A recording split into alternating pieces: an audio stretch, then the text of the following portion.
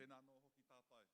Tēnā tātou I te 20 tau o Taikura I tēnei tau.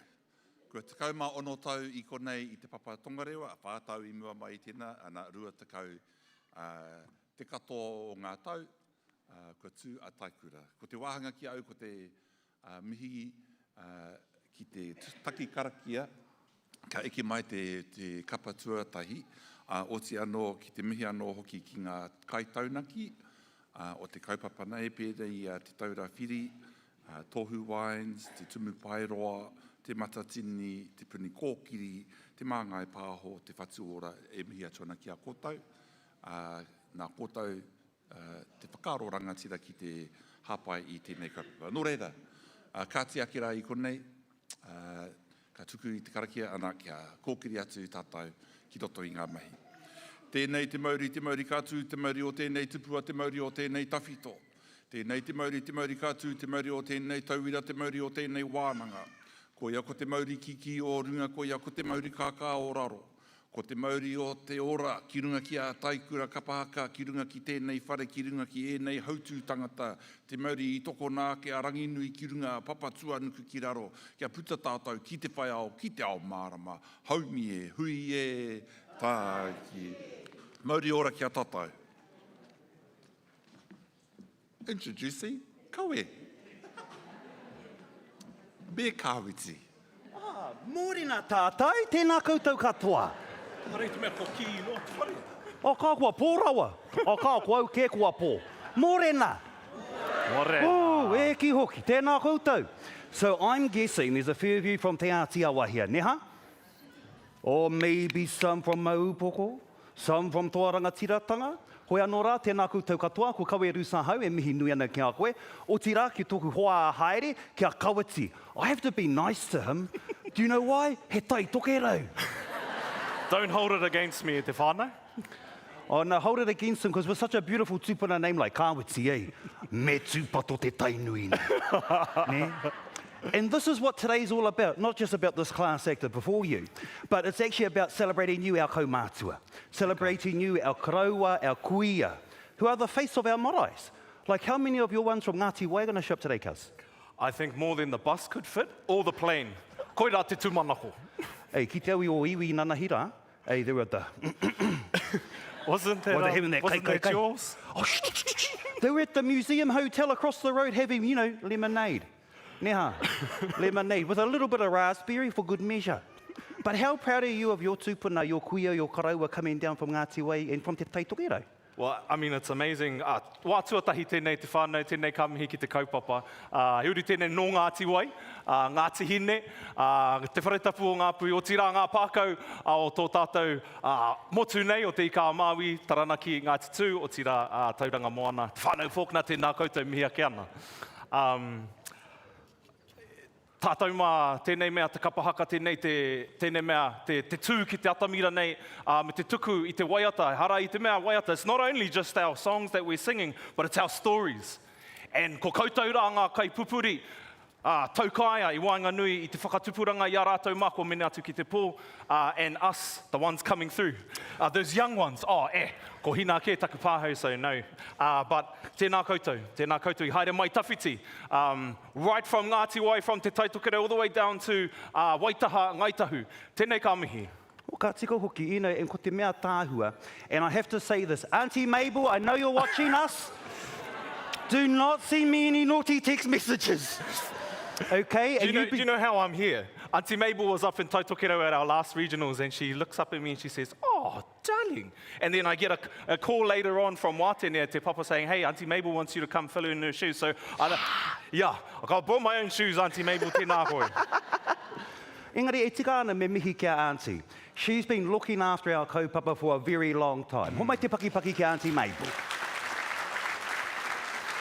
Actually, I brought a song down for Auntie Mabel. Yes. Te mihi atu ki ai au tira. Atu whakamaha nei te whare. You fellas will probably know it. Hauneina, one of my other pōtai is an opera singer. But one of the beautiful waiata that I'm sure you all have sung at your party, I roto I Ngā Tahu, ko Bona Notte, mi amore. No reira, Auntie Mabel, anei rā. Bona Notte, mi amore. Bona notte, mio cuore. Sogno tutto tutti miei baci, sogno sola di me, buonanotte mio amore, che vedremo domani per tornarmi felice del cuore, buonanotte mio amore. And I just wanted to... Oh, mai te paki paki. Bro, I can't sing like that. Thank God you've got it. We're going to rehearse. But I also wanted to sing that I te mea kātū, I tēnei wā tonu. This weekend we have the Kiri Te Kanawa, inaugural Kiri Te Kanawa Song Quest happening over in the terrace and at the Michael Fowler Centre. So I just want a bit of a shout out to Auntie Tātātou Manukura Kiri Te Kanawa. Nāna haui poi poi. Oh, tēnā koe. Good to know that my nanny was looking after you. Well, get this, even though he kiri mā, I'm actually a te kanawa from Otorohanga, Ngāti Maniapoto. Boots! Ne? And they go, e ki kawe, I thought you were from Ngāti Rerehau. Shh! I'm also a Hughes from Wales, so shush. Hui anō rā, kei tō tātou patron, kei te makawariki, te atawhai tēnā koe. O ti rā tō hoa haere, e manaaki ana i a koe. Hei kaupapa rangatira mā tātou, ko koe, hei pau mo tō tātou kaupapa. Nō reira, e te makawariki, te atawhai. Thank you for being one of the best patrons we can get. E te iwi, ho mai te paki paki mo te atawhai.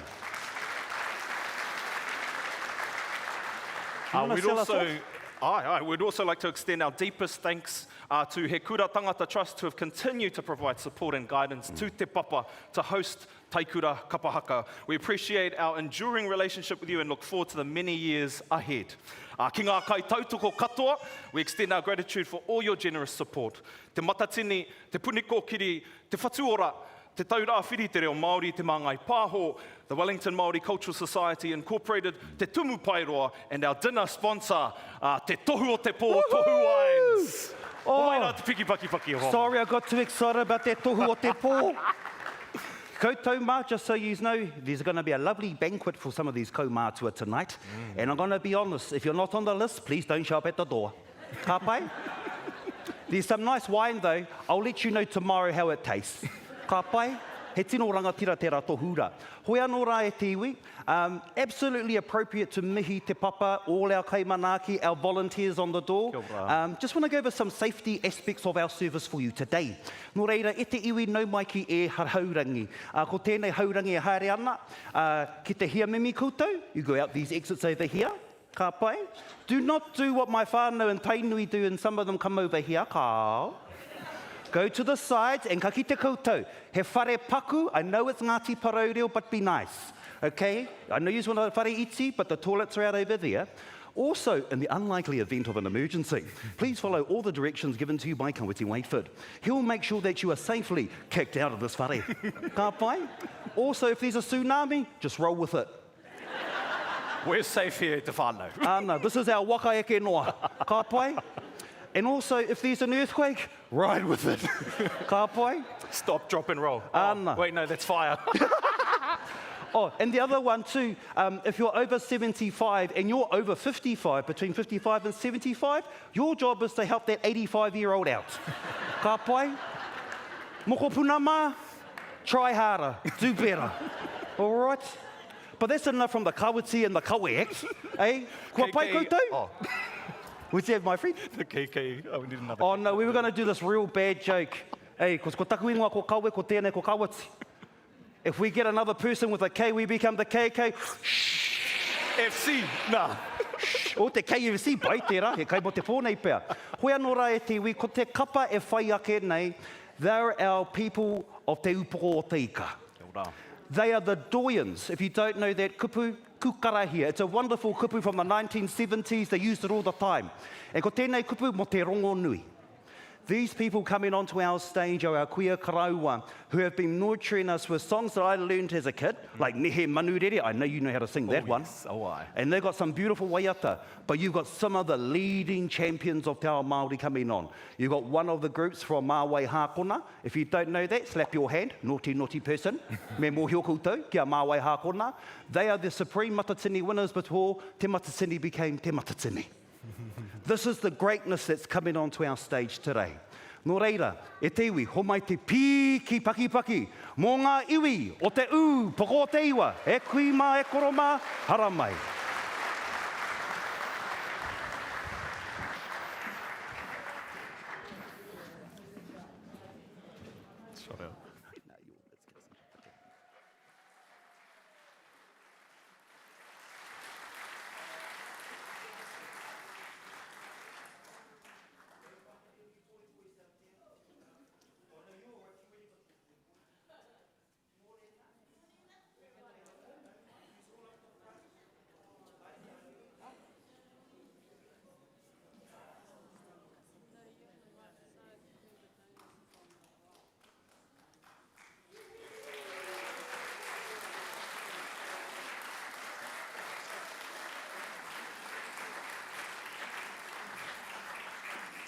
Aren't they just wonderful?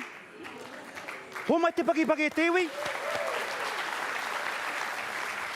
So you've got whānau here from all corners of Pōneke. You've got Te Awa Kairangi, you've got Paraparaumu, not Paraparam. I don't know where these people get their kōrero from, eh? Kei te he rawa atu. So you've got everybody here from Te Pōneke, you've got groups from Te Ngāti Awa, you've got all the descendants in this wonderful mixing pot known as Te Whanganui Ātara. Also, I would like to point out, where's Auntie Donas and Uncle Bill, because kāreaku mōwhiti, I'm as blind as these Kaumātua right now, let's be honest. The beautiful thing is that these are the Kaumātua that in the great 70s, when everyone decided to leave the country and come to the city, these are the ones that kept the home fires burning in the city when some of us Māori had no places to go. No whānau to hang with, no one to gossip about the auntie up the road. And these are the things that create community. And these are the people that help create community for different iwi throughout Aotearoa and our place here in Pōneke. Nō reire te iwi, ho mai anō te piki paki paki ki te upoko o te igua.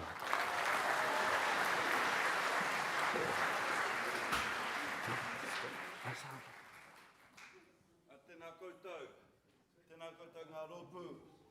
Ko tau mai nei ki te upoko o te eka. Koutou ko hara mai i tēnā pito, i tēnā pito, i tēnā muka, i tēnā muka, tēnei a Ngāti Pōneke, te tuku mei atu ki a koutou. Tēnei mātou, te mau mai, i o mātou mate, ko Tāmaki kai wai tērā, ko ton te maipi tērā, ko te ahorangi, whatarangi winiata tērā, ko Tauni huata tērā, ko Thomas Curtis hoki tērā. Reira, tēnei mātou a Ngāti Pōneke, ko tai ki tō mātou tau, wari te kau mā iwa, hei te tau hau, hei te tau e tū mai nei, koe iwa te kau tau, te Pakeke o tō mātou rōpū. Nau mā hara mai ki Pōneke, ki te whakanui i tauata. Nei rā mātou, te mea tēnei ki a koutou, tēnā koutou, tēnā koutou, kia ora mai tātou katoa.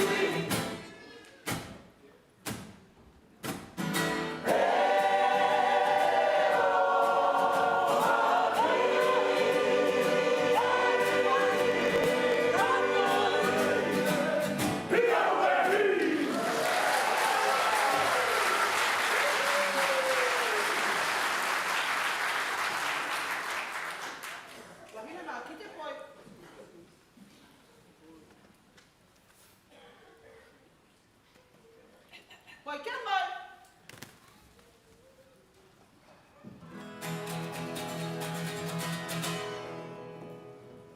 Taku koe ko kiri e re re ra kahuria. Kahuria. Kahuria tira pōria ke ana ki te tuarani. I te kahuria i ki poko.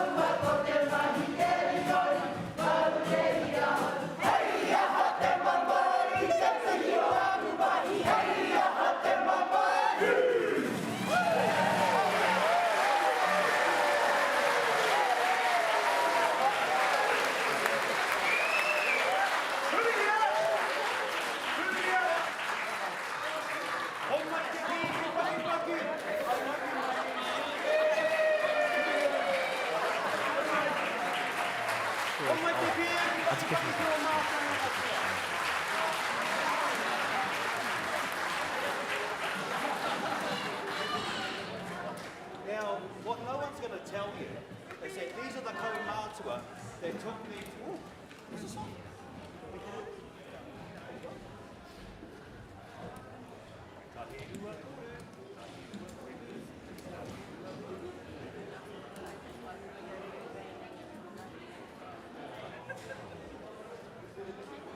Oh, shit.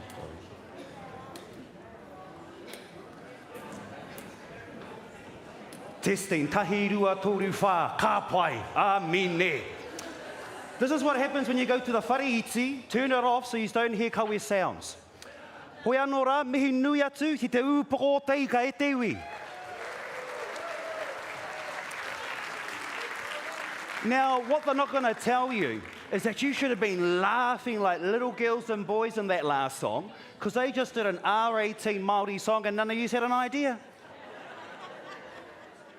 Now, I'm going to give you a hint. We've got a manuka. That's a rākau. I'll leave that there for your mental description. Ka pai. And ko tēnei mea te huti huti. It's actually stripping it apart. Again, I'll leave that to your own imagination because it's only 10 o'clock in the morning. Ne. But e mihi nui ana ki te Upoko tika, because this is the greatness about having waiata from the 70s, 80s and 90s. Cheeky, funny, and just a lot of fun. Hoi anō rā, e mihi nui ana ki tō tātou kai whāngai te kaupapa nei kia te matatini, nō reira homai te pakipaki kia te matatini. And let's be honest, we're not just here to celebrate just only our kuia Kaumātua today, because yous are our doyens, yous are our best. But also, can we give a hand of applause for our tamariki who won over in Tauranga Moana yesterday?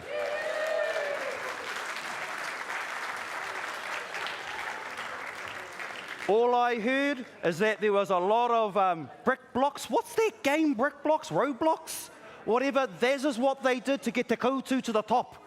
They bribed all the kids to play roadblock games. This is how easy it is. Bribery, whānau, bribery. But the reason I think that they won is because they had a kaupapa, and that was taking the mate of Heni, one of my friends from Te Tangi Tokerau, onto Te Atamira, of her daughter who passed unfortunately through cancer. And you know, when you go with a kaupapa and a story with a lot of love, a lot of heart, I think you're just going to be a winner chicken dinner. Nō reire, mihi nui ana ki a tātou tai tamariki, I tū ki Tauranga Moana, a I riro ki a te arawa waka. Homai te pakipaki.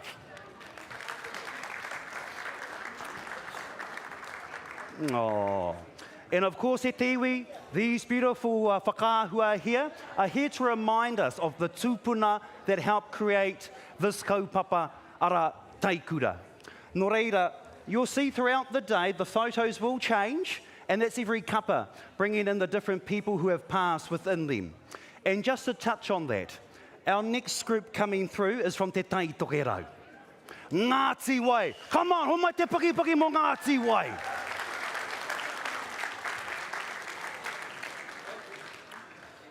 Now, just like many of us this year, there's been a lot of deaths I te ao Māori. And no different for Ngāti Wai. Homai te pakipaki.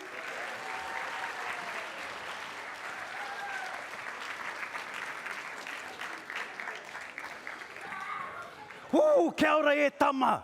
Neat, koina te wihi, koina te wana. E te iwi, like I was saying, they're bringing a lot of taumaha on them today, and that taumaha is carrying the kawe mate of one of their kuia who's been part of Taikura for more than a decade. If she was alive today on the stage, she would be 95. Tika tērā, tēnā koutou.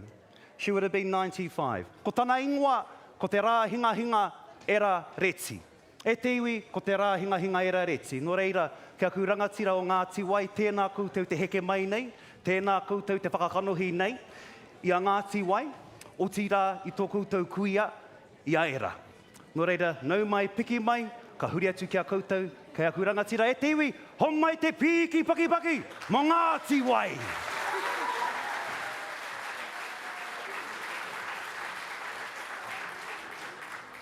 Tēnā rā koutou ngā mana I te whenua, te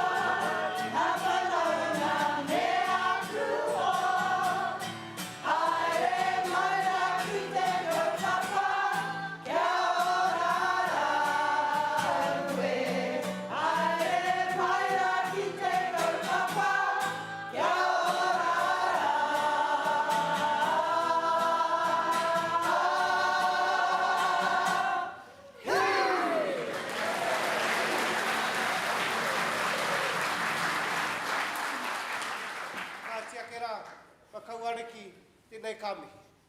Tēnei o iti o rahi, o te taitoke rau, o te ākauro o Ngāti Wai, te whakaeke nei ki runga ki tā tātou kaupapa Taikura, tāngata Taikura kaupapa.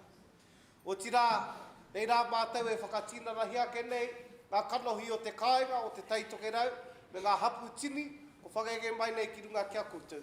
No mātou te waimari o te iwi o Ngāti Wai, tēnei te whakakanohi nei i ngā rohe-rohenga katoa o te taitoke rau i tēnei rā. Ka tira ia, ka tangi tika ake rā ki o tātou tini eitua ki o tātou mate. O tira, a mea rapa mai nei ki te tīwiraka, e hoki ngā maharatanga ake ki a rātou katoa. Rātou ko toto ia mai tā rātou wairua ki Wainganui ki tēnei whakaminenga tāngata e hui mai nei. Ka tira ia, nei rā mātou ko hoki mai, i roto i ngā tau te kau nei, te taima tuatahi, taimai a Ngāti Wai, i whakanui a rā tātou i ngā tau te kau, o te kaupapa nei o Taikura. Ka mihia rā ki te iwi o Ngāti Kahungunu, ki tā tātou ruruhi kuia ki a neni wā, nānā mātou i tia ki mana ki te tau 2 te kaumāwhitu. Ne, ko hoki mai rā mātou, i runga i te reo karanga, o koutou, ngā huanga, ngā whanaunga, he kura tangata trust, tēnā rā koutou katoa, ngā ringa me ngā waiwai e whakariterite nei tā tātou kaupapa, tēnei te mihi, tēnei te whakamānau atu o huanga o te ākauro o Ngāti Wai. Tēnā koutou, kia ora tātou katoa.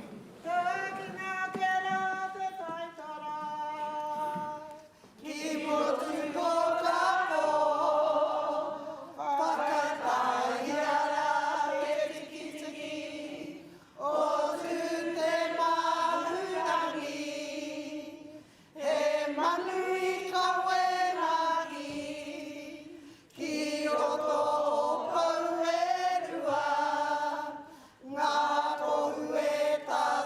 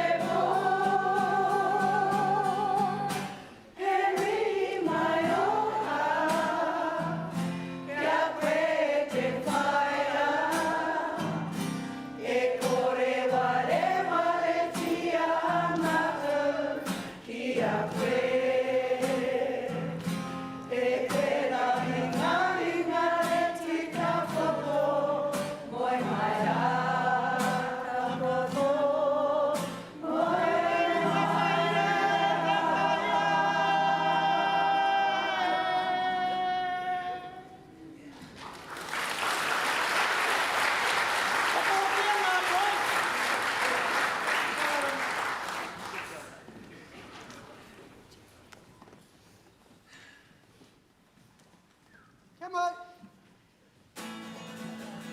Ngāti Wai, Ngā Kori. Haruru te moana, I hoi ai e ngā tūpura. E ngauri o manaia, Ngāti Wai ki uta, Ngāti Wai ki tai.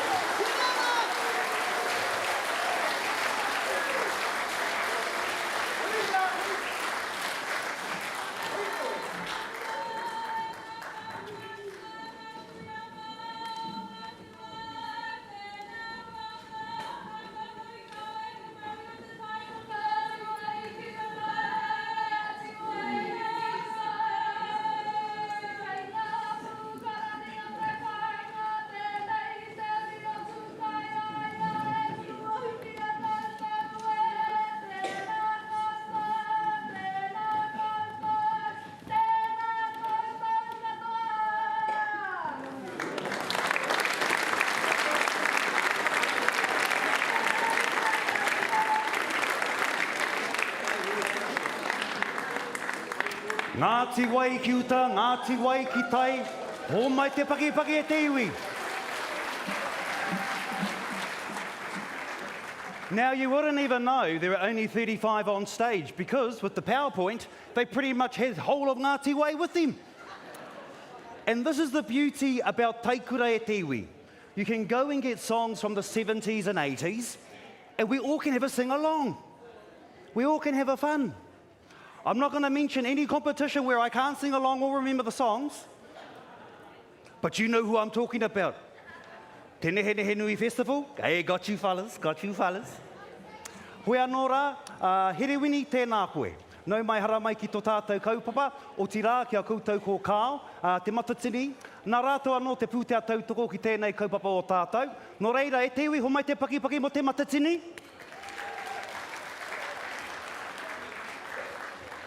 Because, you know, us as Māori, we're really good at hui mate. Actually, we're professionals at hui mate.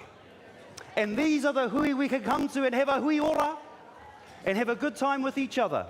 Nō reira, e te iwi, tēnā koutou. Auntie Betty, tēnā koe, lovely to see you. I saw your sister last night at the Copthorne Hotel. She turned around and said to me, she goes, do you know Betty? I said, oh, ai mohi anau ki tērā kuia. She then turns around and says to me, she goes, oh yeah, she never listens to me. And you know what? You need to go tell your tuakana off, I think. Hey. But isn't this wonderful?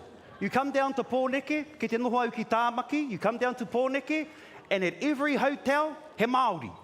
At every restaurant, he Māori. You go to the museum hotel, I reira tainui. Nā tika. Ki te atu au I ngā pōhia mere. Mere live, mere stream. Where's our auntie Mere? Well, thankfully for aunties like that, I keep to keep up with what you nannies are doing that night. And I tell you what, those rosés, those whiskies all look divine. And you know what I love about Taikura? That you fellas can come down, have a holiday, because this is what you've turned it into, eh? Everyone on the live stream, you need to figure this out fast. This is what your kuia and karau are doing I Pōneke. They're going out for fancy dinners. They're going for fancy liquor lands. And they're having a great time being here. And I just want us to remind us all, he kura, he taonga a tātou Kaumātua. So celebrate them while we've got them. Take them out for dinner. Let them have some fun.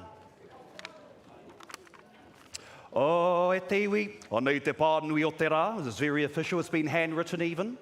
And I need to tell you, tell them to move in so we can fit more people. So, you fellas on the edge, aunties, you're blocking, squeeze in. Okay, I'm coming down, kua hoha kawe.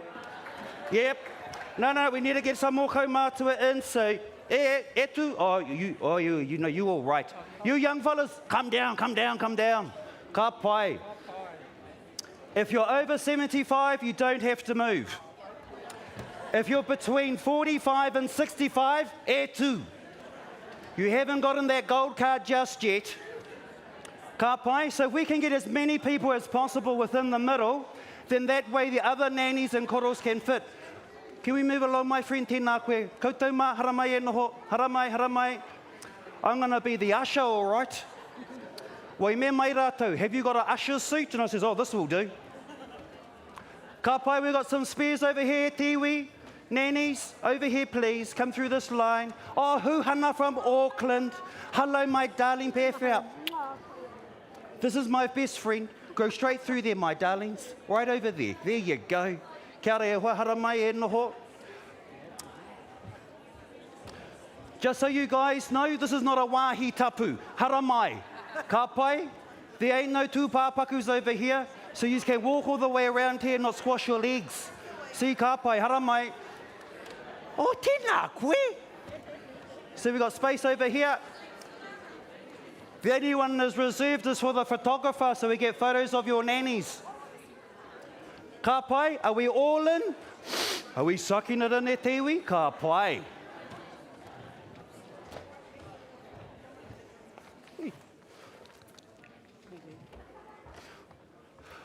Oh.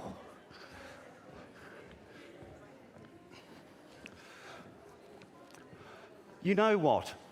It's actually exhausting walking around here.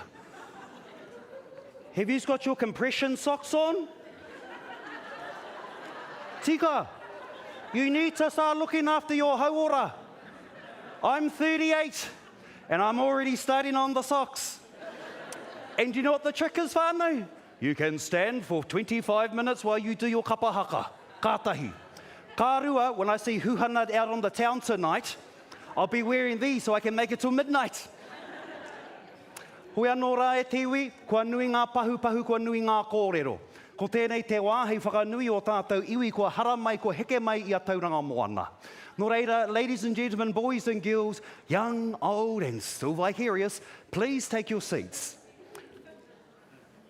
Nō reira, e te iwi, ko te rōpū e whai ake nei. Oh, no, got to swap that around. And that one around. Oh, gee, I like your fellas' writing. Tino pai Tauranga Moana, ka pai. Nō reira, the most youngest lady or gentleman in this rōpū is 88. Ho mai te paki mo te waru te kaumāwaru.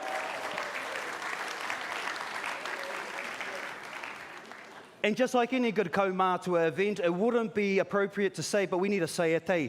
If you're looking for a pauaru, e te iwi, the youngest one is 55. Okay? The youngest one is 55.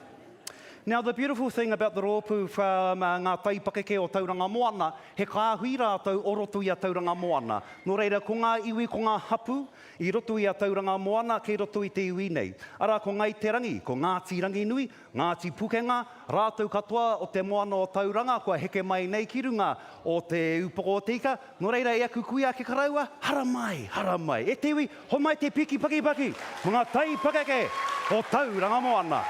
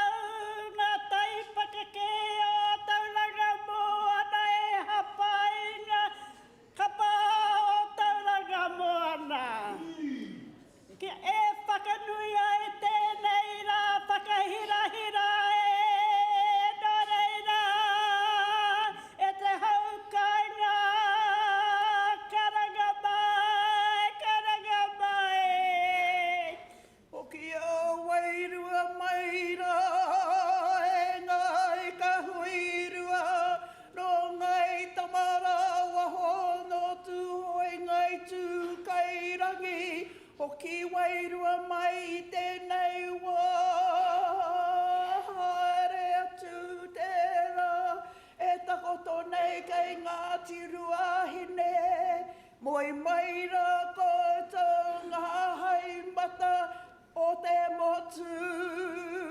Haere ranga pate o te tau, o te marama, o te wiki nei e. Haere ra, haere atura. Tēnei te reo aroha ki te papatonga rewa. I ronei te kaupapa whakahira-hira o te rānei. Mana tunui e te tauhau o Matariki.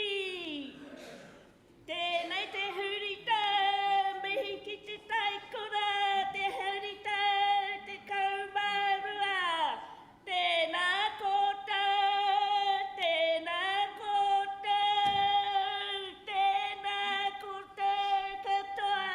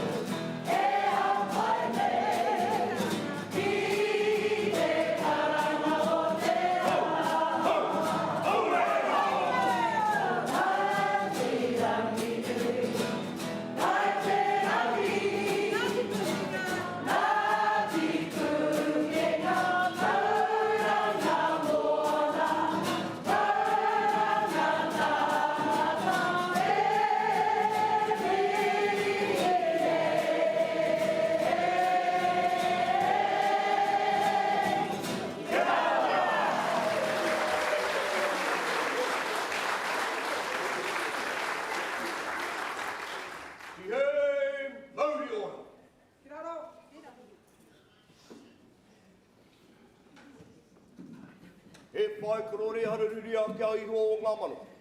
Matua tama wairua tapu me nāne he rapono, ko tō mānga e tautoko mai, ai e nei aka nei. Ai. Ka hurira koutou ngā tanimate o te wā, koutou mā, ko kutia ta taitapu, ki ho waiki. Haere, haere, hari atu rā. Te ariki nui, te kuni nā waihono e te pō, e noho nei i te ahurewa tapu o ngā matua tūpuna. Ki te whare kāhui ariki, nui tonu, rire hau, pai mārere.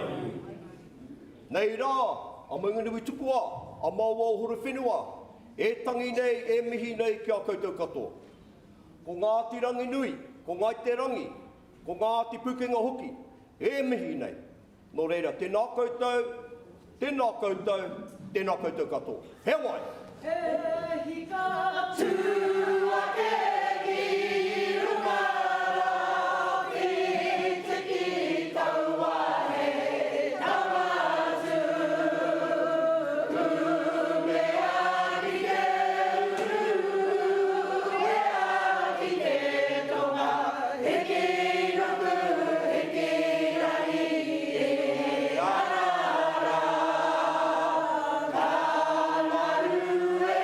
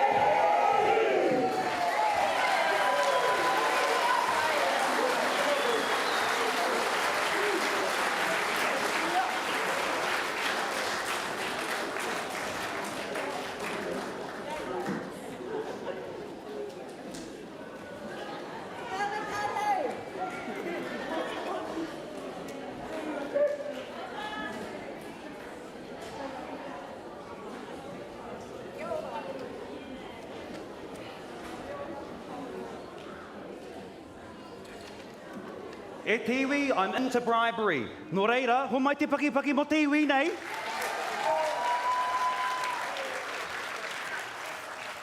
Tēnā koutou Tauranga Moana. Now, I'm biased. I don't like asking people questions and putting them on the spot. But because you're a handsome young gentleman, anei, here's a young lady who's twirling her poise. Well, hey, we've got to whakanui our Kaumātua. So I just look for the most prettiest, loveliest looking ladies. You get that.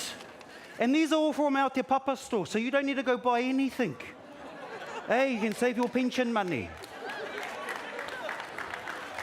Oh, you got a cool Taniwharau.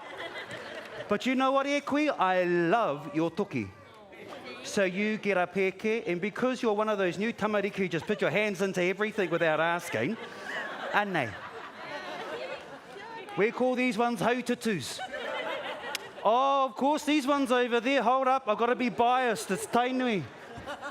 I've got to go see my nannies over here before I get a whack around the ears.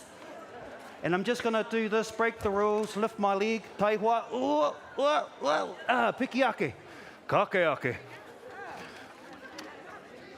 Anei, nen. Anei. Hara mai he puka mā kōrero. There you go. No kei te pai. Mwah. Gee, I love it when the tohu is e rua e tama. And do you know what? Because you're a kui, I am not going to argue. Can you pass this down to them pretty please so I don't get told off? And I give you one because you're from Tūhoi wearing pink. Oh, I don't know. There's kakariki on that. Aneina. And you see, this is the problem, eh? He nui te iwi tohu a ngā kui nei. Oh, of course, Auntie Betty, you get one. There you go. And I've got one left. There you go. And I tell you what. You want for Germany? You got one for Germany? Yeah, we do have one for Germany. Guten Tag. E te iwi, that's the only German I know. But where is some good-looking kuikuis? I'll look over here. I think this is a good-looking one. There you go. Now, e te iwi, the crew we've got coming up next is Ngāti Awa Taikura. Oh, tēnā, koe, you can have one of those. Oh, I do like your glasses. You see how easy this game is? You just got to be pretty. And over the age of 65. You're welcome. Nō reira, folks. So, if you're on the edges, haramai e noho, fill up all the seats, please. Ai, tēnā koe. So, whānau, again, the rule is, if you're between 55 and 65, stand up, let them in. The trick is, whakawhāitihia ia koutou. Bring it all into the middle, leave the edges free, so when people wander in, ka tāpiri here. Ka pai? As you are all up standing, can you just move along pretty please? Thank you. Well, because you've got 3 seats here wasted doing nothing, eh? Kia rea koe e tū haramai. We need you to move along. Ai, Waikato Taniwharau, he piko, he move, he piko, he move. Oh, no, you're all right. I won't pick on you. You're all right. Some of you young gentlemen, could I get you just to scoot along, please, so we can have the other 4 seats for these wonderful ladies? Row F. Oh, row F. Rangatira katoa, ho mai te paki mo row F. Come on, row F. Yous are awesome now.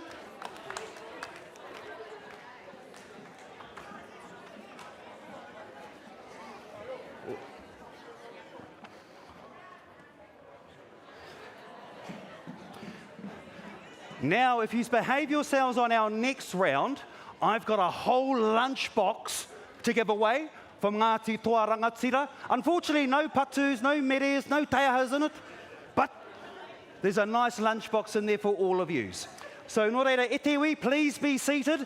Please take your seats. Please move to the middle of the auditorium and leave the sides empty so people can move in easily, so we don't have those horrible moments at the movie, eh? Down, up, ka hōhara atu koutou. Hoi anō rā, me kōrero tātou mo ngā kapa e whai ake nei. Ki te whakakanohi rātou i a mātātua waka, kātahi, kārua i a taki timu waka. Ko tā rātou kawe, ko ngā kawe mate i rutu i a rātou. Nā reira, ko te kawe mate tērā o tā Hirini Mead, kātahi. Kārua he tohu maumahara tēnei tū o rātou kia Auntie Mabel. Me te nui o ana mahi I roto I ngā tau mō mātau o he kura he tangata, nō reira koina wētahi o ngā kaupapa. Engari ko ngā kōrero I roto I a rātou, they have brackets focusing on Ngā Tātua composers. If you don't know that, Google it, okay? That's where all the good stuff is. Check out Ngā Tātua. They've also got Ngāti Awa, Tūhoi, Te Whakatōhea, Te Whānau Apanui.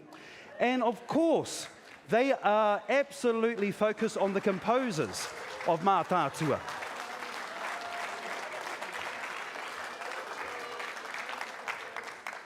And some of these famous composers that they're going to be singing about today, we've got Tipene Mamaku, Kohina E Ponika, Mabel Wharekawe Burt, again the wonderful kuia who's usually hosting our Taikura, they'll be paying homage to her. They'll also be paying homage to Tāhirini Moko Mead, Hiri Tāwhai, Pare Ngātai Rauhina, and also emerging composers, Te Haupairoa Hona, Vani Waihirere, and Ngā Hirata Gardner. Nō reira, e te iwi I mui tā rātou tū, ka hara mai rātou ki te whakamahana I tō tātou atamira. Nō reira, kāore roi nei nei. But of course, here's another good thing. If you're wanting to watch all these great performances later, you can go onto YouTube, check out the Te Papa YouTube channel, and you can watch these nannies 24 hours a day, 7 days a week, and you can hear your wonderful kuia karaua no matter where you are in the world. We've got people tuning in from Germany, we've got people tuning in from Brazil, and we have people tuning in from America. I even heard we've got a few Māoris from Parliament watching us. Nō reira, e tewi, homai te pakipaki mō ngā kuia karaua o Ngā Tātua waka o Takitini.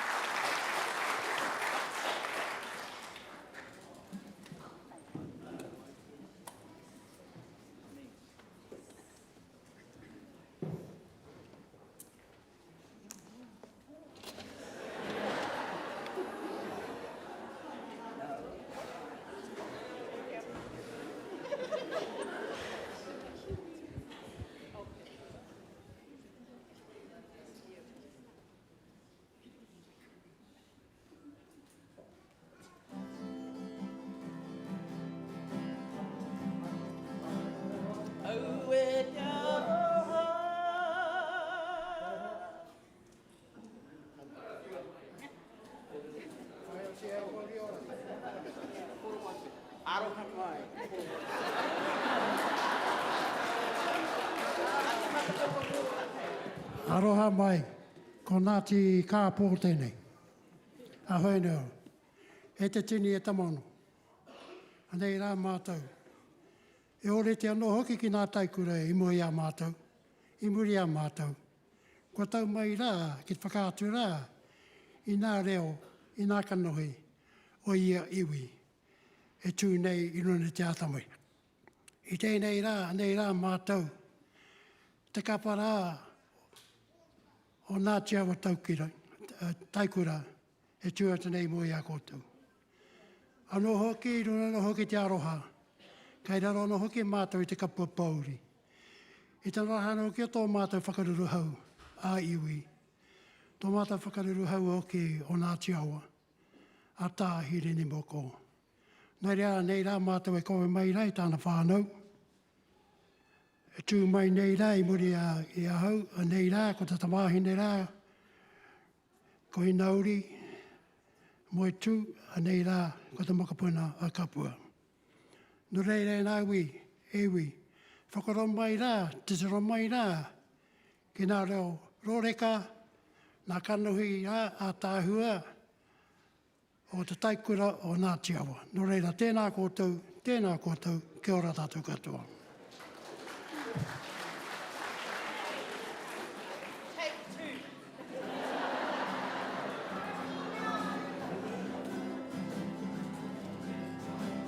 E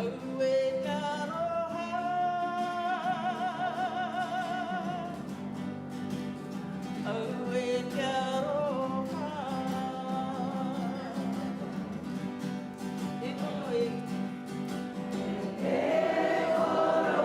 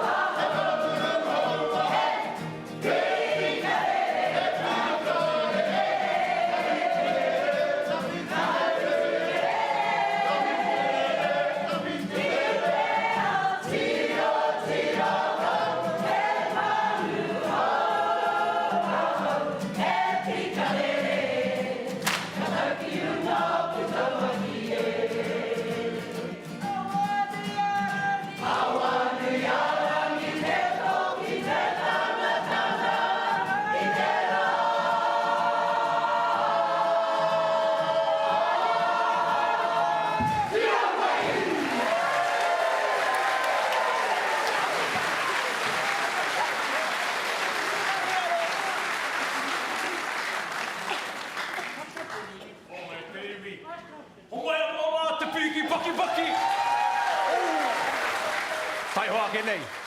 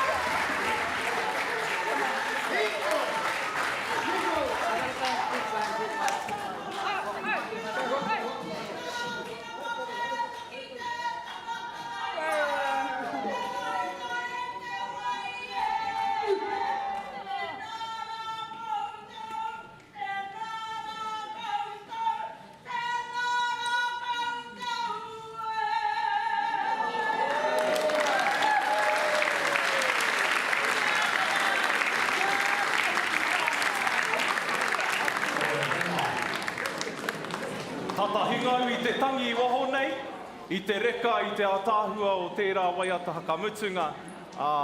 Tēnā koutou, Ngāti Awa Taikura, mātātua wakatāki timu. Kwa kawea nei, e nei taniwha o te ao Māori, o roto i a koutou, ki runga, ki te marae, ki roto ki te whare nei, tēnā koutou, tēnā koutou. Anti waitangi pai te kite a koe. Pehana e te iwi, pai ana, remember, fill in those seats in the middle there. Ko ho mai ngia ki au te rākau kōrero, e kawe, I think he's gone for a kai, engari, pai ana, tātou. Ka pai, whakaeke mai nei tēnei, tō tātou tira, kapa, e whai ake nei. Ahoi no tēnei, te mihi ake, e te ari ki, e te ringi mahiau, me he mea kei te whare nei tēnei te mihi atu ki a koe, o tira, ko kawea nei, e koe, a tō papa, anei anō tō kapa, e tū nei, koutoura. Nā ka mihi hoki, I have to just say how beautiful it is to have Auntie Mabel brought into the whare through those waiata, beautiful ātāhua. I'm sure you're watching from home.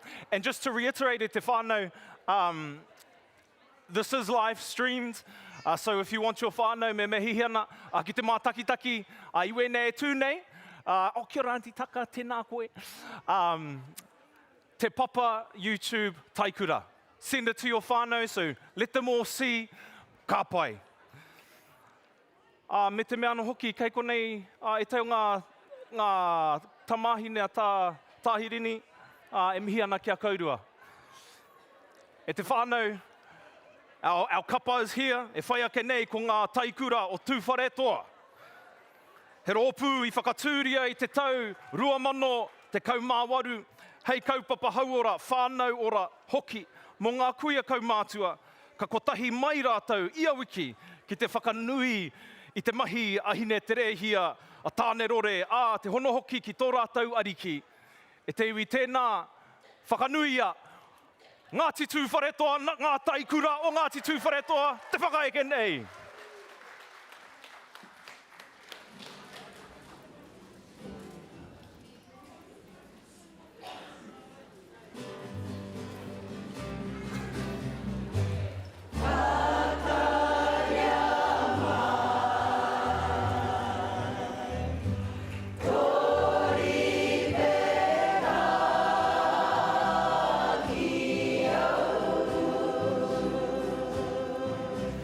Te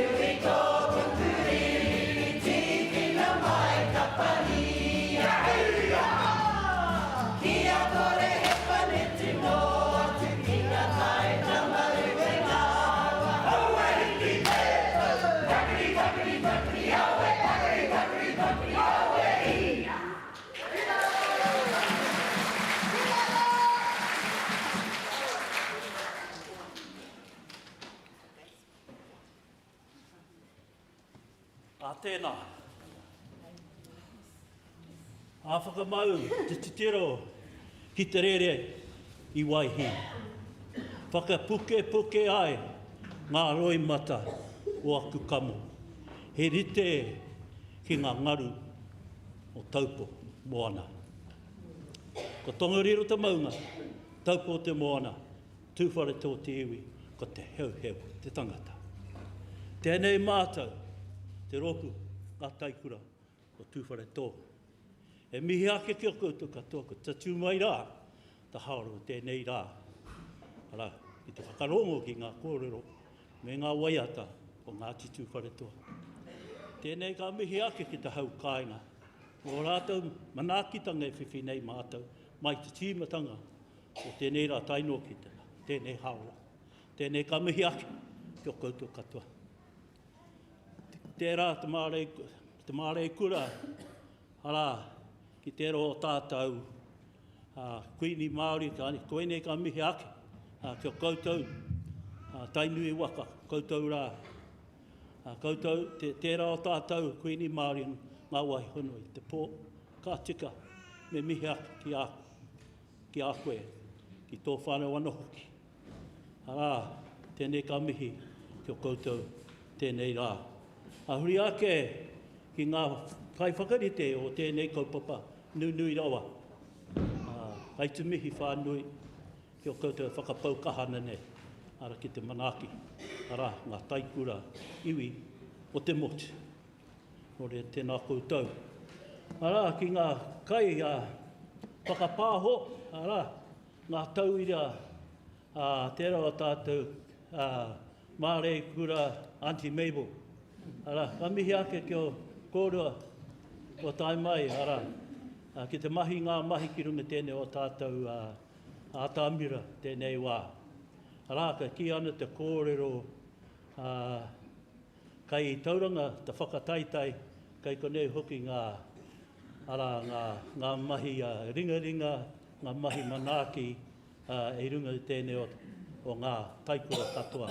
Ko i anō ka retoro hia te kōrero ki te mihi, ana ki o koutou katoa. Tai anō ki ngā iwi take kaiwangi nia tātou, to our lovely friends, Pākehā friends, as well as koutou katoa. Tēnei ka mihi aki ki koutou katoa, tēnā koutou puni, tēnā koe.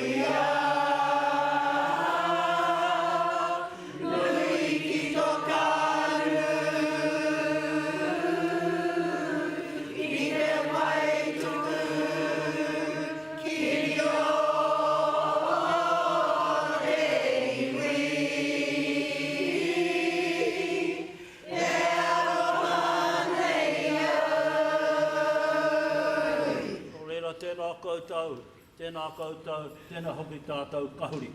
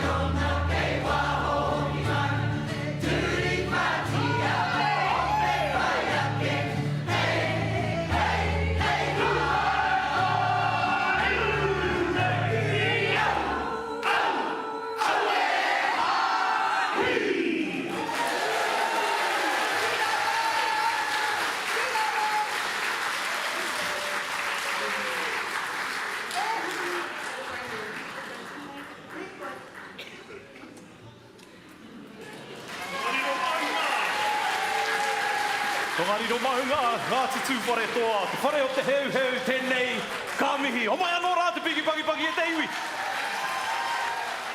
You know, one thing I love about our kapa, especially our kapa Kaumātua kuia, is the manu ngārahu who come out and do the wee kopi and do the wee like, koina tētai tikanga, I think our kapa can learn from.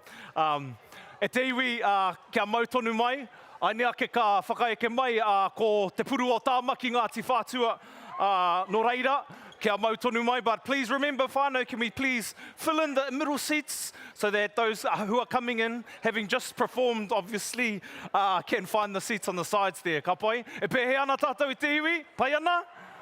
Oh, love it. Mahara tātou, make sure we keep hydrated e te whānau, it's a little bit mahana in here.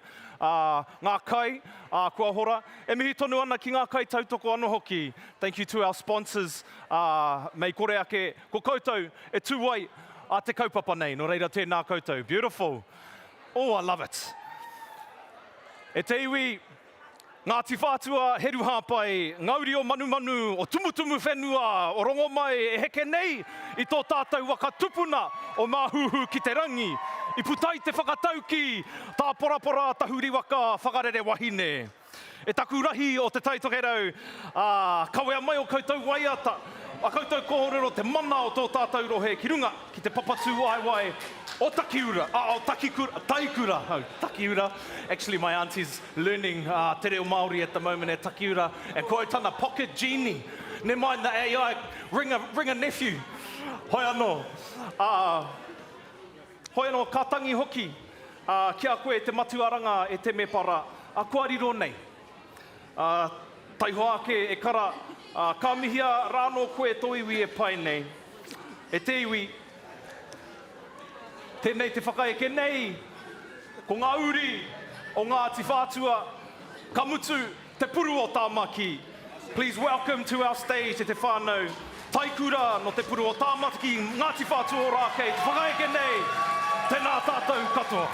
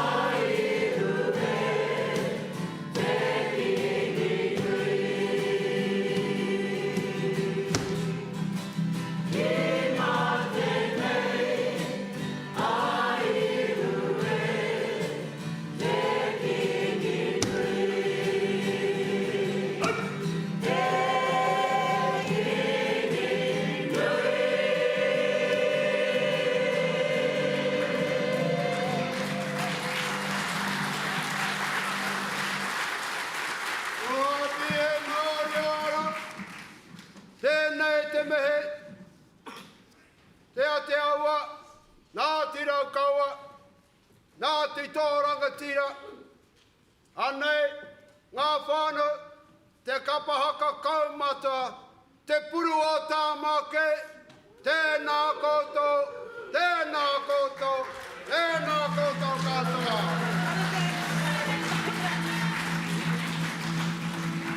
E koro te katoa, anei tō waiata.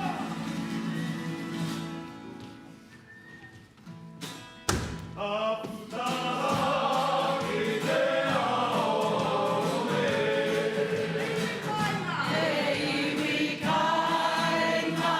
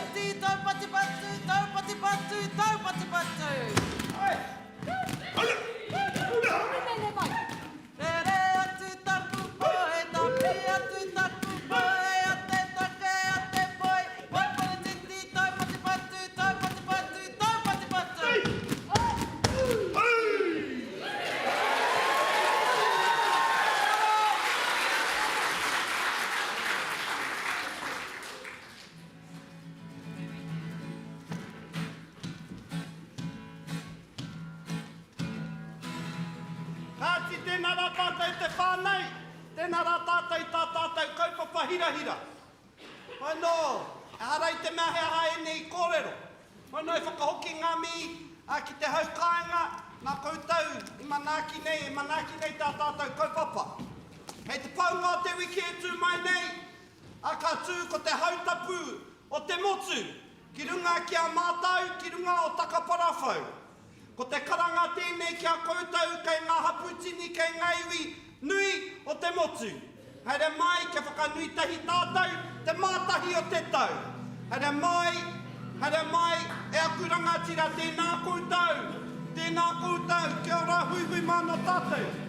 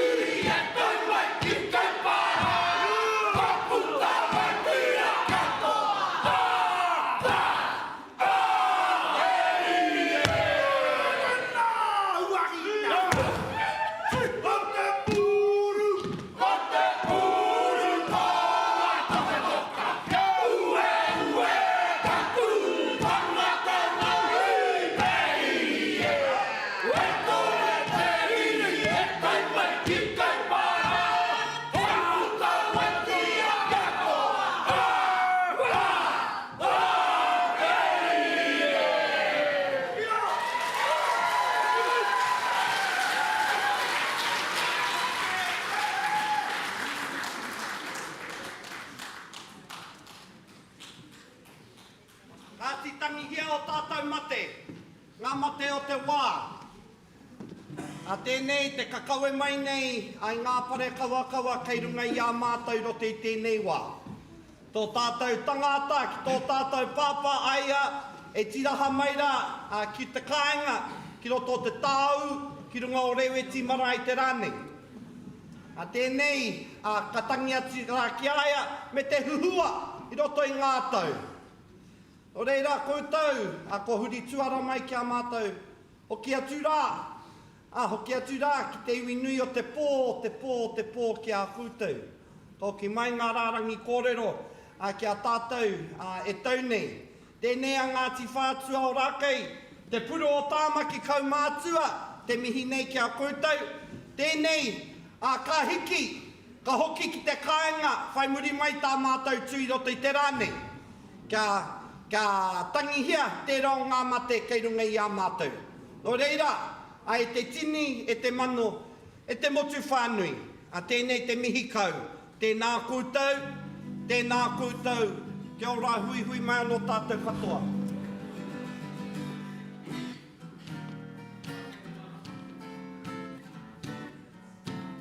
Hai, rua, toru, wha. He aroha ana ahau. Ki tēnei whānau a te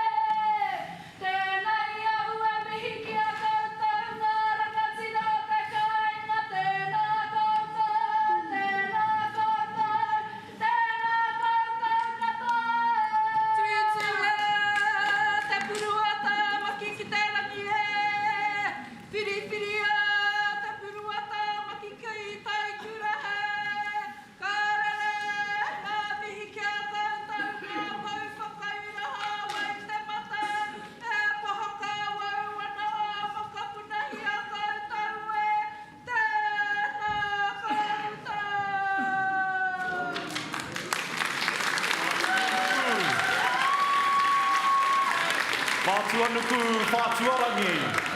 Tēnei te mihi, kei a kuhuanga o Ngāti Whātua Ōrākei, tēnā koutou, tēnā koutou. O tira, kia pai te haere, te hoki ngātu ki te wākainga o tēnei kara tēnā koe. I think last time e te whānau I was, actually first and only time, at te matatini, was under the auspices of Ngāti Kapa Haka. No reira tēnei te mihi, I aua hononga. Ka pai te whānau. If you are leaving the whare ka pai, make your way out. And if you are waiting outside to come out, you've got about 2 minutes to come in and find a tūru. E pai ana, e pai ana. Pai ana tātou, Jordan Waitford, ki te atua, ia koe Rongowhakaata, I tō reo tēnā koe kahi. Hara mai. Hara mai hoki e mihi ana ki o tātou kapa. A tātou Kaumātua kui e tū nei. E ore nei. I ngā taonga ko whakarerea mai kia tātou. No reira tēnei te mihi. E te whānau, I've got a couple of bottles here and a bit of a competition. I'll see if I can come down. Come down while our whānau come onto the stage. What I have here is a Spyro vacuum bottle, and I'm just going to come and pick someone from the front. And what you're going to do is you're going to finish the line of a waiata. Ka pai? Ka pai? Okay, it's going to be super easy. I'm going to... Ko koe te tauira pēr, kara. Okay, I'm going to sing the line and you're going to finish it. Ka pai? Okay. Me he manu re re. Au he. Hey! Ka pai mai rā te piki paki. Tēnā koe. Easy, ka pai? All right. Anei tētahi atu. Whai. Kia koe. Okay? E parira. In there, whai, in there. Wait, I'll... Okay, kia koe. E parira. Call a friend, fire, call a friend. Yeah. Ngā Taikura, I heard it. Anei whā, kia ora. Because I'm putting you on the spot. O mai rā te paki e te whānau, kia ora mai. E mihi ana ki o tātou sponsors, these spot prizes, tēnā koutou. I think it came from Te Papa store, no reira, hoi anō. E pai ana tātou ka pai. Without further ado, e te whānau, I would like to introduce our next kapa. Hoi anō, mā rātou, ā rātou kōrero, ake kōrero, e hora ki mua ki a tātou. If you're still coming in e te whānau, haere mai, find your seat. We're about to get started. Tēnei te karanga atu, tāki te muaka, wairara pāwa, wairoa awa, ngā maunga tupuna, ngā uri o Kahungunu, oro mai wāhine, tēnei te whakaeke nei, ho mai rā te piki paki e te whānau, mo te kapa e eke mai nei, Ngāti Kahungunu Taikura. Ngā Taikura o te motu ko te Taikura o Kahungunu tēnei, e whakaatu nei kia koutou, e whakangāhu atu kia koutou, tēnā rā koutou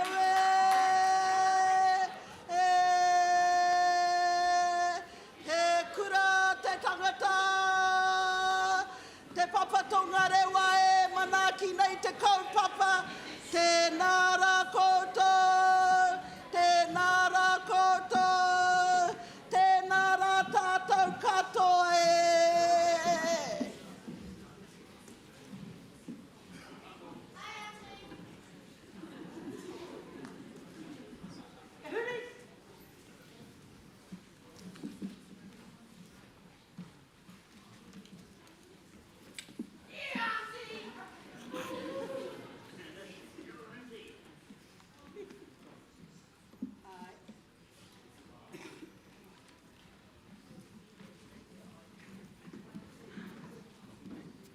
Kia ora mai rā koutou. Ko te tūmanako kei te pai koutou. Ane rā te rōpū Taikura o Kahungunu. E tū whakahihi atu nei runga te atamira i tēnei wā e te whakangāhau ki a koutou, te tini e te mano. Huri noa hoki ki te auriuri e mātakitaki mai nei te whakanui, te tauhau. Te matariki me ki no reira tēnā koutou. Tēnā koutou a tēnā rā tātou katoa Māori ora.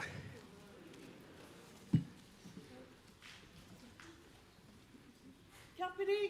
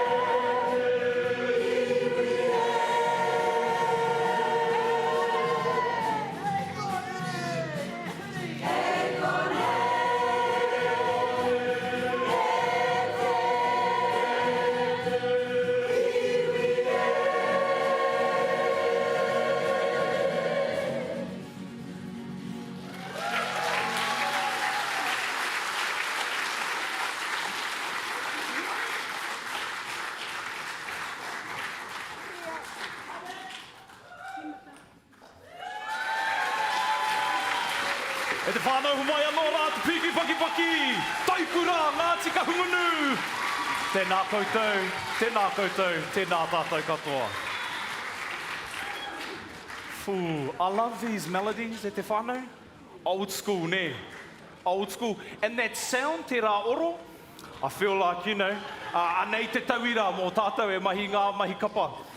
Beautiful te whānau, tēnā koutou. If you're heading out, ka pai.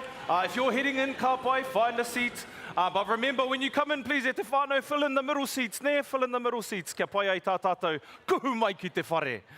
Tēnā tātou. Hey, just a big mihi again to our sponsors, e te whānau. He Kura Tangata Trust, mei kore ake koutou, o tira te matatini, te puni kokiri, te whatuora, te taura whiri te reo Māori, te Ngāi Tahu, the Wellington Māori Cultural Society Incorporated, te Tumu Paeroa, and of course, Tohu Wines tonight. I know all our Kaumātua and koe are going to love those wines. Te pōnei. Hoi no rai, te whānau, tēnei, te tahuri ake, ki etahi o ngā kaupapa kaputa I roto I ngā waiata nei.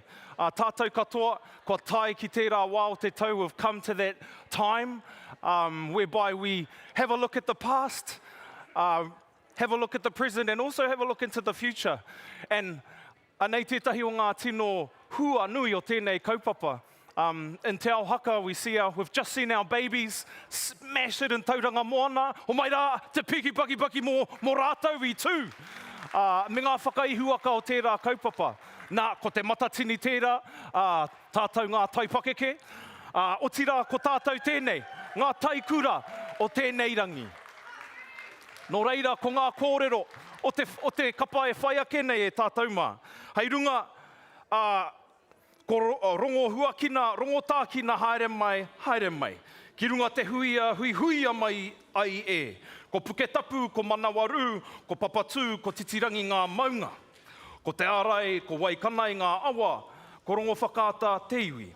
Ko Ngāi Tāwhiri, Ngāti Kaipoho, Ngāti Maru ngā hapu matua. Ko te pahau, ko whakatō, ko manutuke, ko ohako, ko te kuri ātūtai, ngā marae, e ruku. Ruku pō wānanga, ruku pō tūpuna, ruku pō tangata, ko te reo o te whare tūpuna, ko te hau ki tūranga tēnei e mihi atu nei e te iwi. Haere mai rā ki te whare, kuhu mai rā ki te whare. Find a seat e te whānau, find a seat, because we're about to get started. Ka pai. Just checking in. E rua me neti, ka pai. With that, kia ora ngā nani, man, you fellas look beautiful. Koutou hoki ngā tāne omuri tēnā koutou. We're going to give a bit of a wait, so I'm going to ruku atu anō ki tō tātou hapori e noho nei. E te whānau, we've got a beautiful bag here. Who would like a beautiful little cup? Yeah?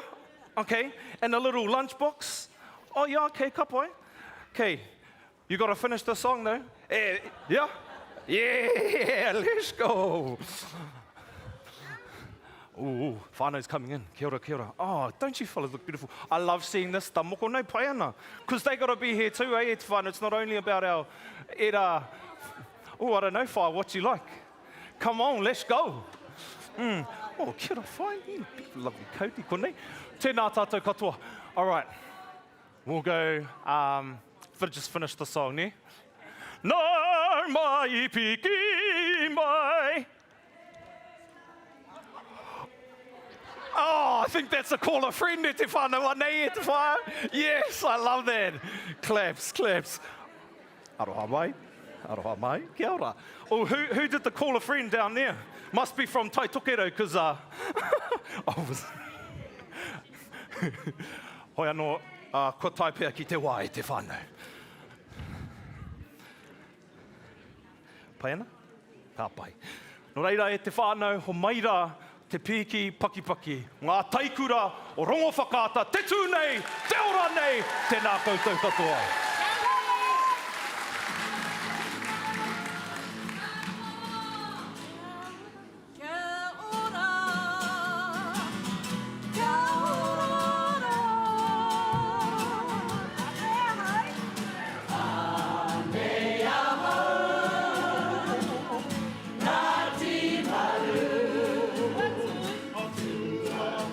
Make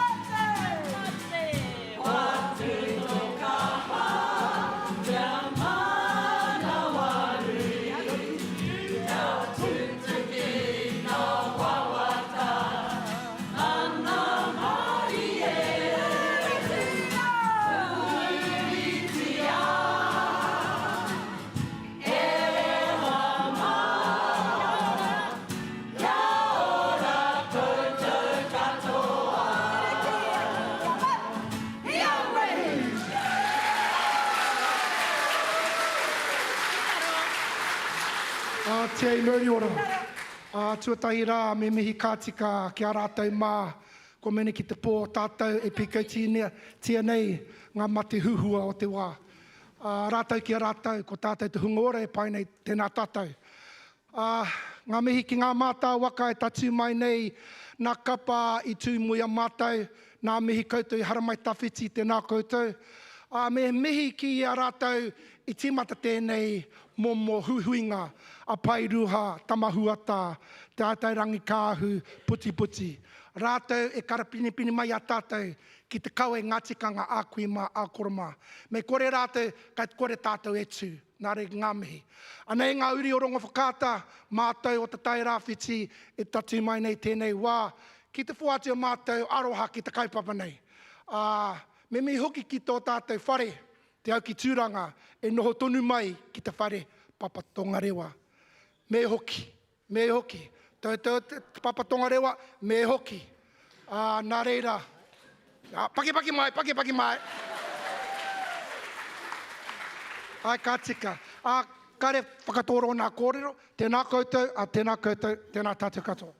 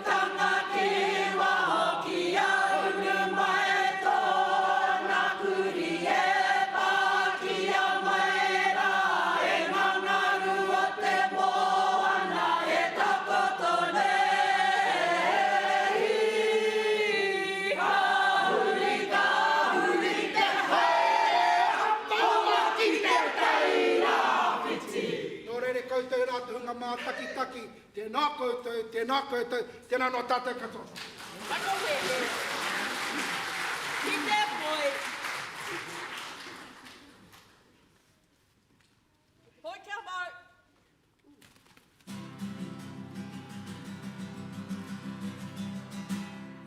Tuara ki te ara, ko te marae-based, ko te pāpau e. Te tapu te maunga mau i te ao.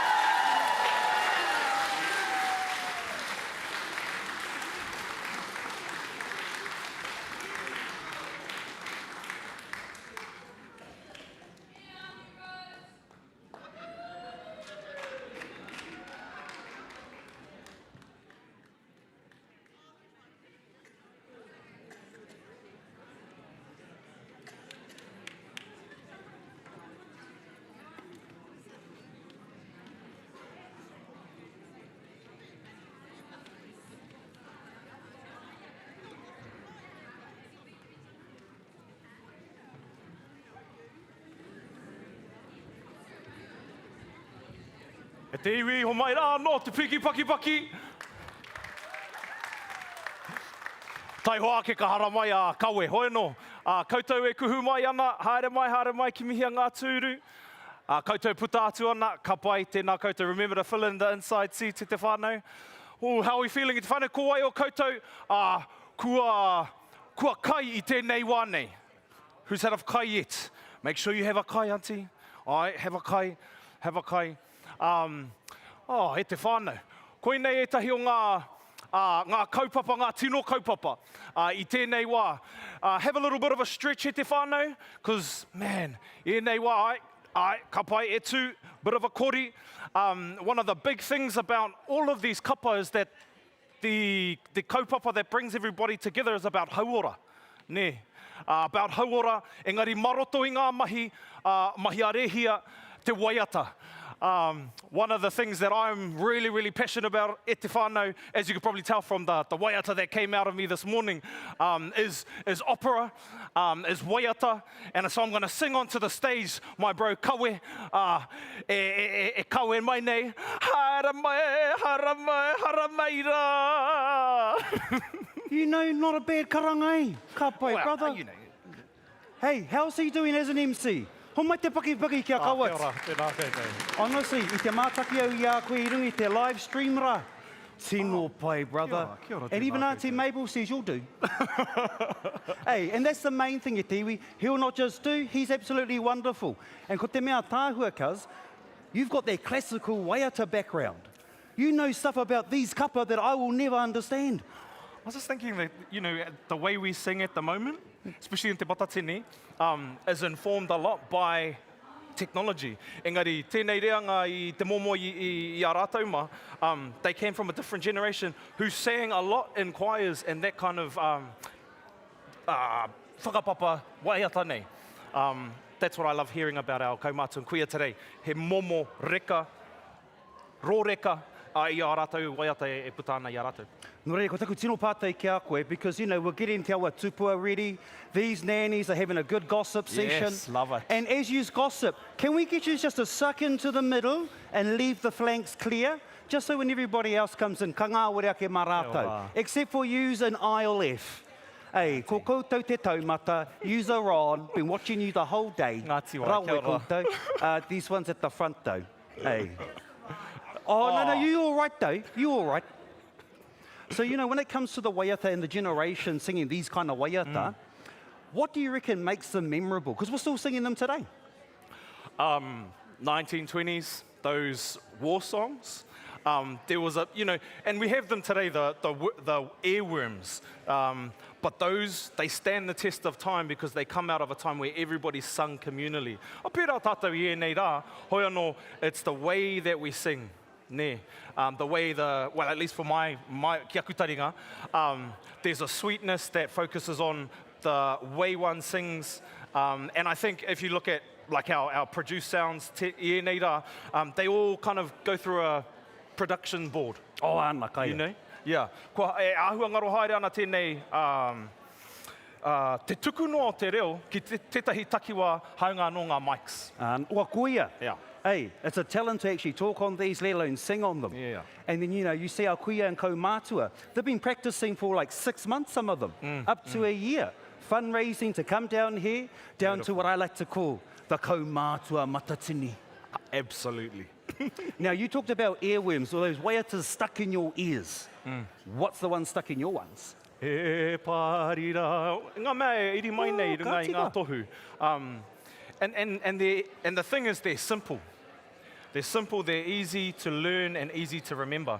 And etahi o ngā waiata i nei rai whai ana i tērā, but sometimes they're a bit too complicated. I mean, ahau nei nei, e whakaro nei.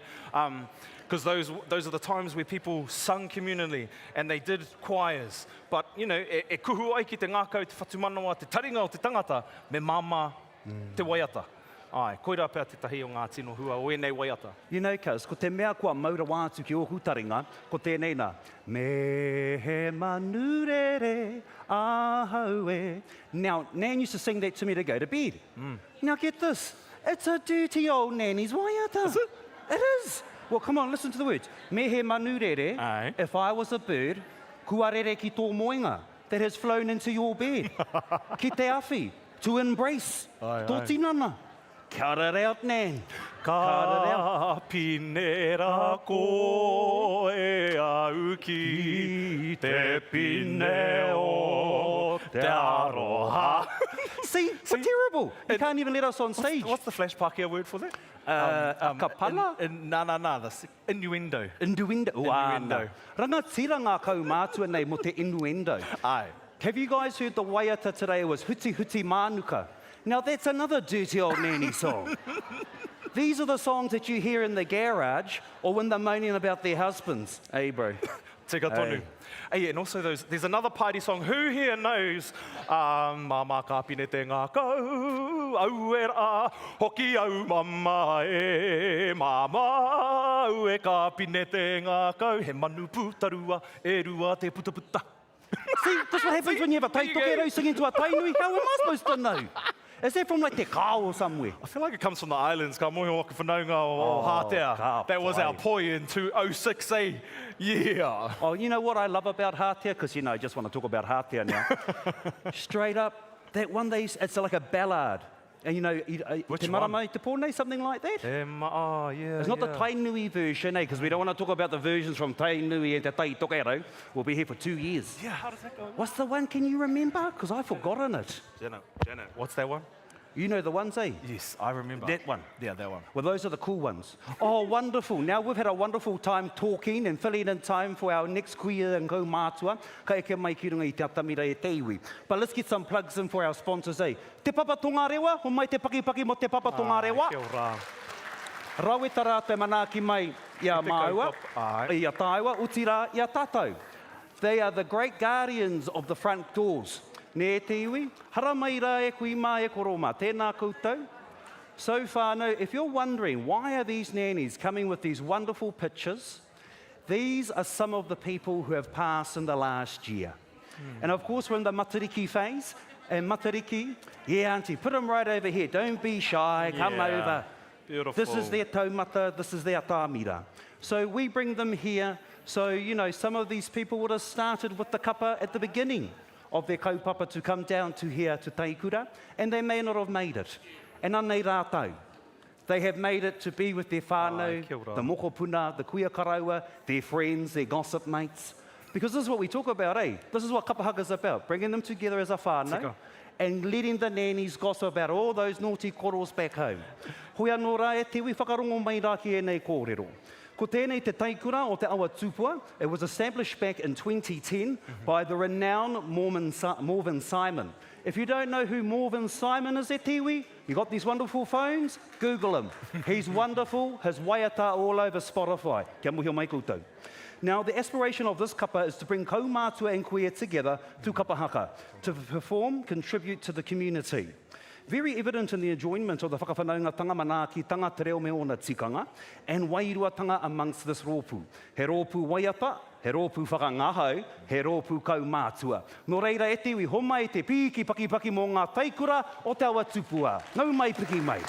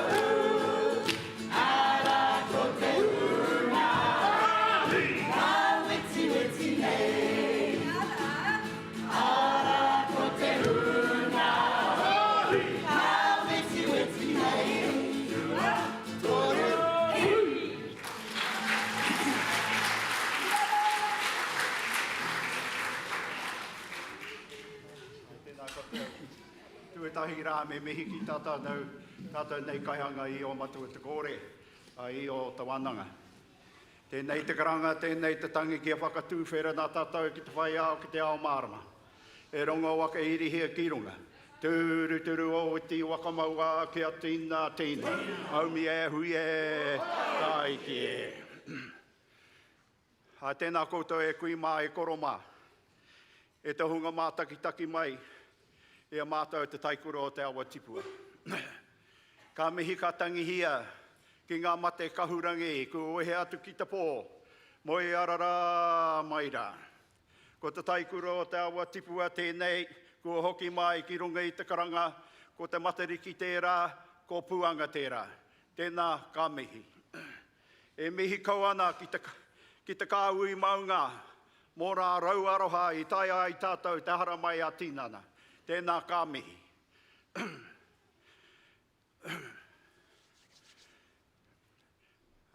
Tēnā ka mihi ki o koutou o te tauhau Māori I tēnei rangi. Ka mihi ana ki o koutou, tēnā koutou, tēnā koutou, tēnā tātou. Katoa, kia ora.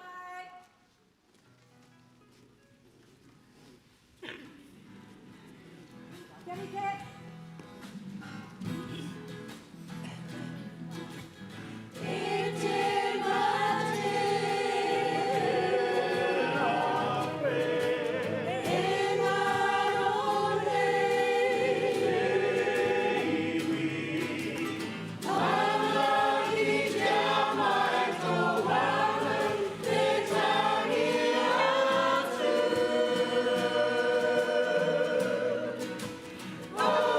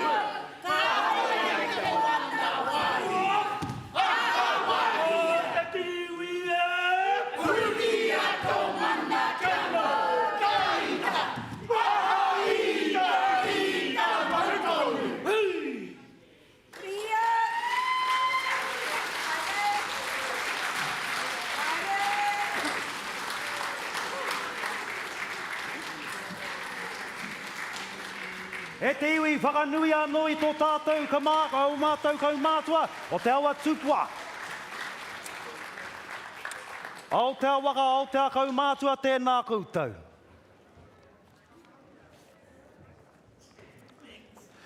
Yeah, next, that's right, cuz, next.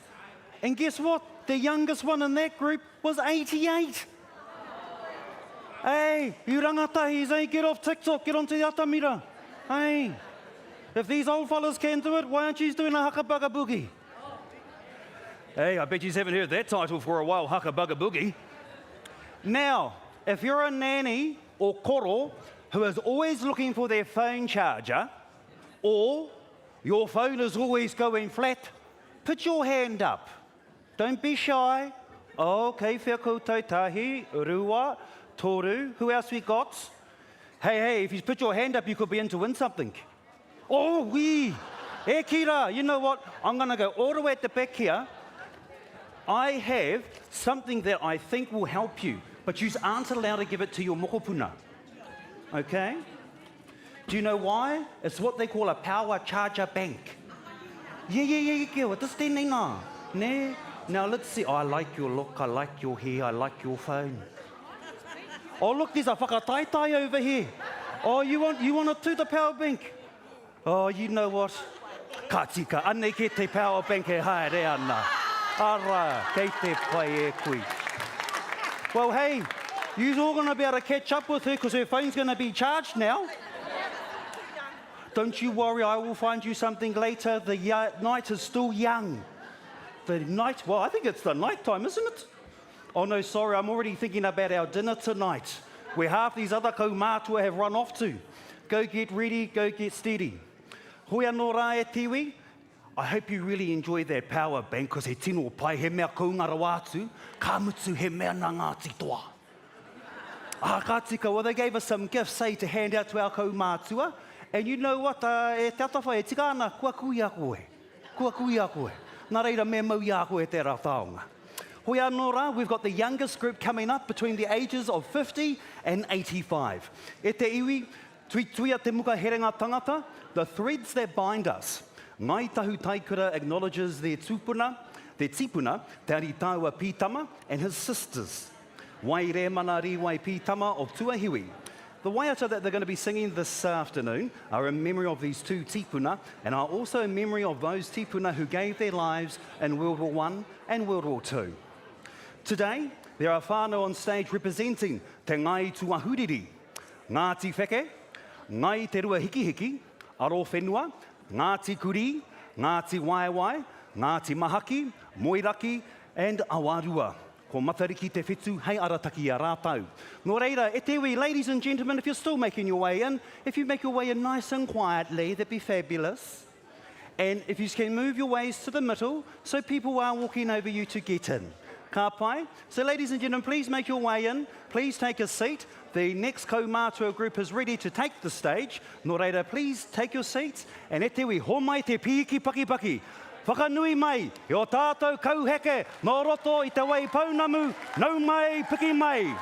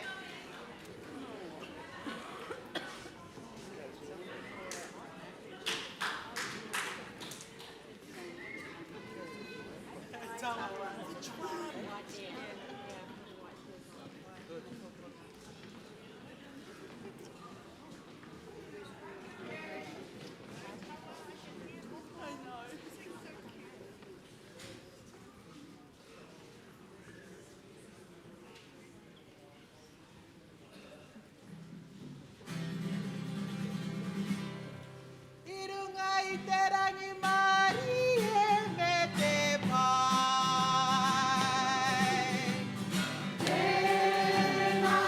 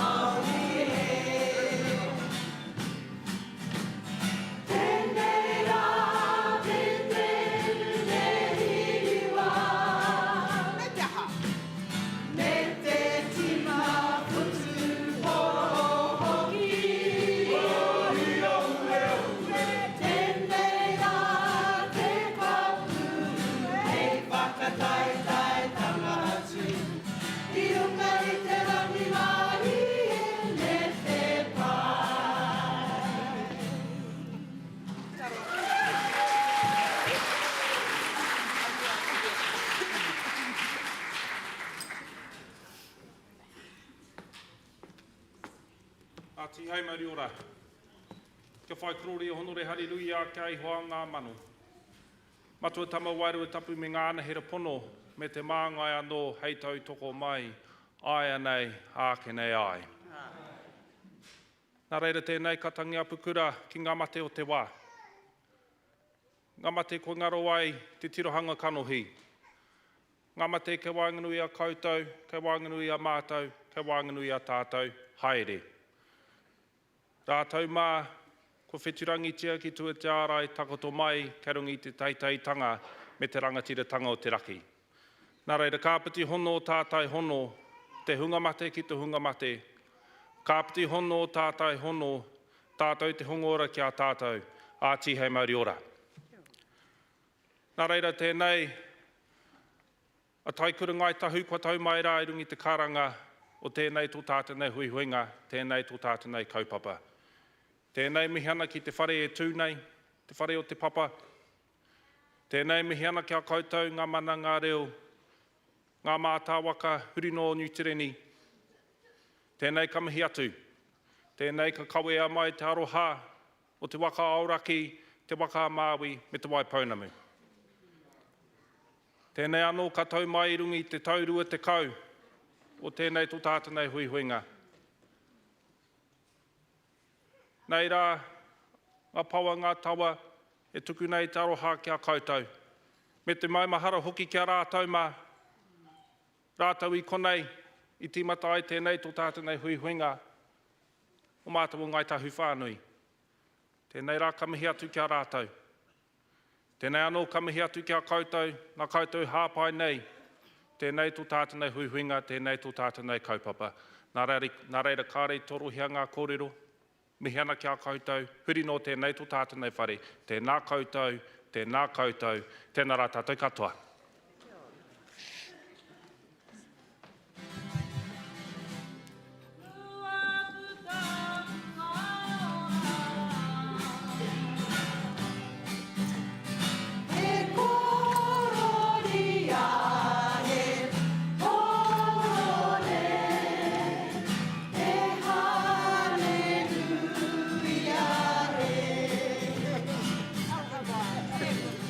Ki te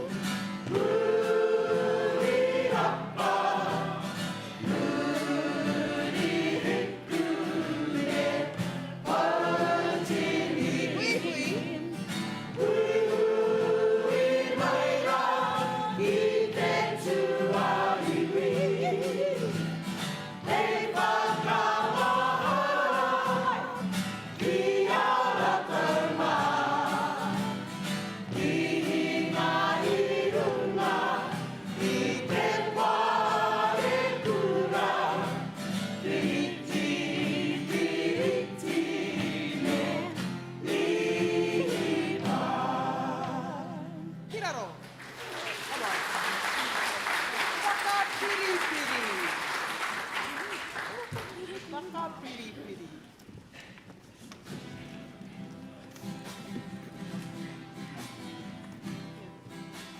Ka tahu ia, ka ki te ākera, ka tō mai rangi, e heke ana mai, i runga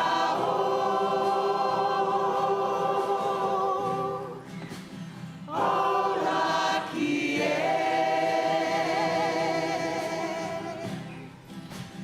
tau iho ki runga, ngā moko puna nei. E whakatikuranga. E whakatikuranga.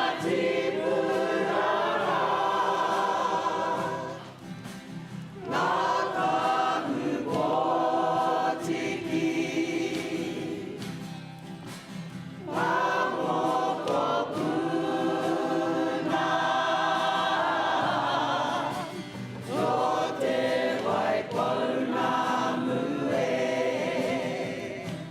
Ope? O te wai pauna mue.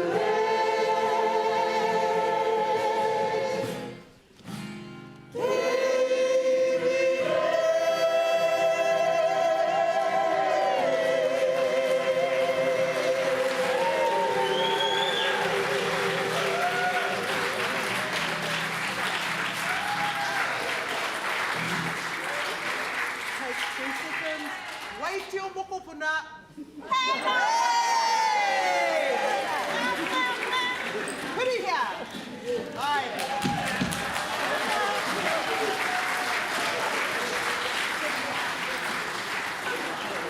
Kia rawe nei hoki a Ngāi Tahu. Humai anō he paki kia rātou. And these dapper gentlemen at the back, come on, give them a round of applause. How many of you can do a haka and a waistcoat? Hey, and dress shoes.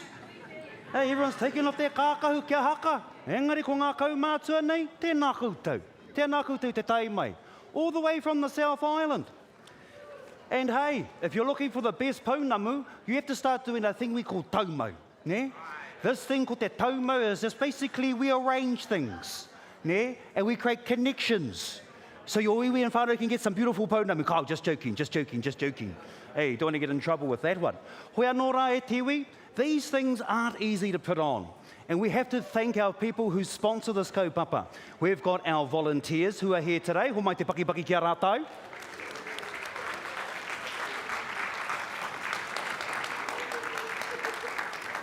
We've also got the ones who help give us the money so that we can sit in the seats today, and that is te puni kōkiri. We've also got te whatuora. We've also got te taurawhiri i te reo Māori. These are the government agencies that have pulled together to make sure kaupapa like Taikura can continue to happen and have been sponsoring these kaupapa for more than a decade now. Nō reira, e tiwi, me mihi nui kia rātou. Homai anō te paki ki ngā kai whāngai o tēnei kaupapa.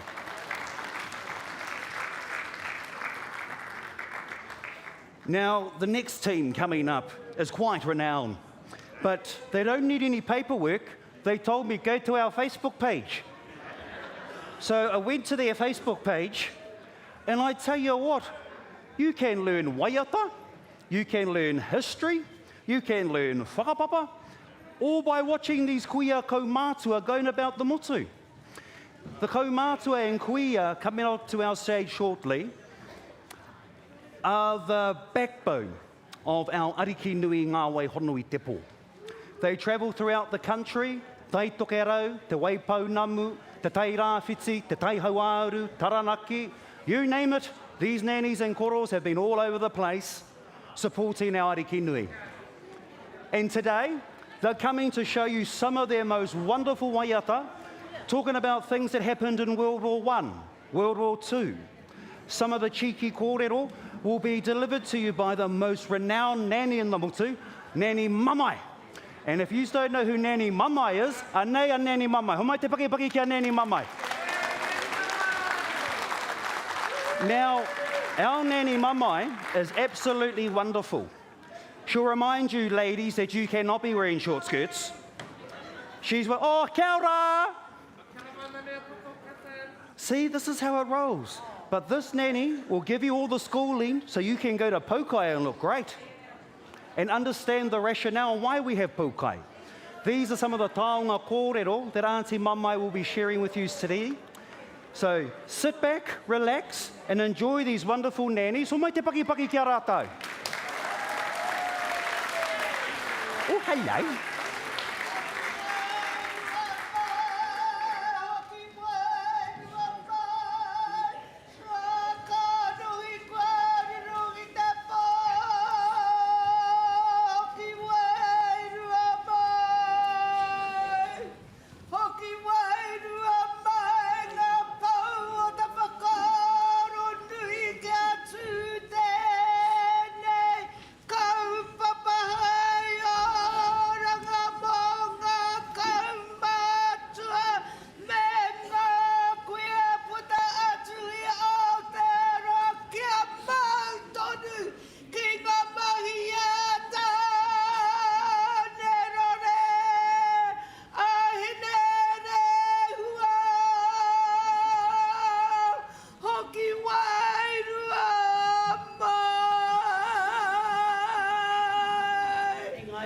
Ngā koutou.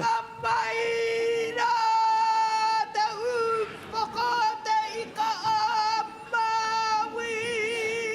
Karanga maira, te Moana, papaki ana ki utako. Raukura, raukawa tēra. Karanga mai, te kiwai o te kete. Karanga mai, te raukura. Tūranga tina i tēnei rohe. Karanga maira. Anei mātaua Waikato Taikura Taniwharau i akutau. Te kaumāori mai eke mai ana i tēnei rangi e. Anei te mihi ki a koe. Makaua riki e whakakānui. I ngā pau o te whakaaro nui nei. Ki te tini me te mano o Ngā Taikura. Eke ki i puke. I te papa kani nei. Anei te hua i puta atu i tēnei rangi e. Tēnā rā koutou. Paki kia Te Tahu. E te mākau ariku, e mihi ko ana kia koe. Ngā mana o te motu, me pewhi rātu mihi atu, me te tangi atu ki o tātou mate. Ngā mihi kua mihia. During a visit to Hawaii, te ariki nui te atari Kahu became besotted with a particular tune. On her return, she asked her venerable Kaumātua, Pumi Taituha of Rereahu of Ngā Puhi, to compose a song to that tune. The wordsmith and the skill of Pumi translated the tune to embody the spirit of tupuna lost to eternity, to the flowing waters of the ancestral mountains of Tūwharetoa, to the renowned statement of Iwiko Te Heuheu the Third, Waikato Taniwharau, he piko, he taniwha. On each bend of the river stands a protective entity, e te iwi, Waikato Taniwharau.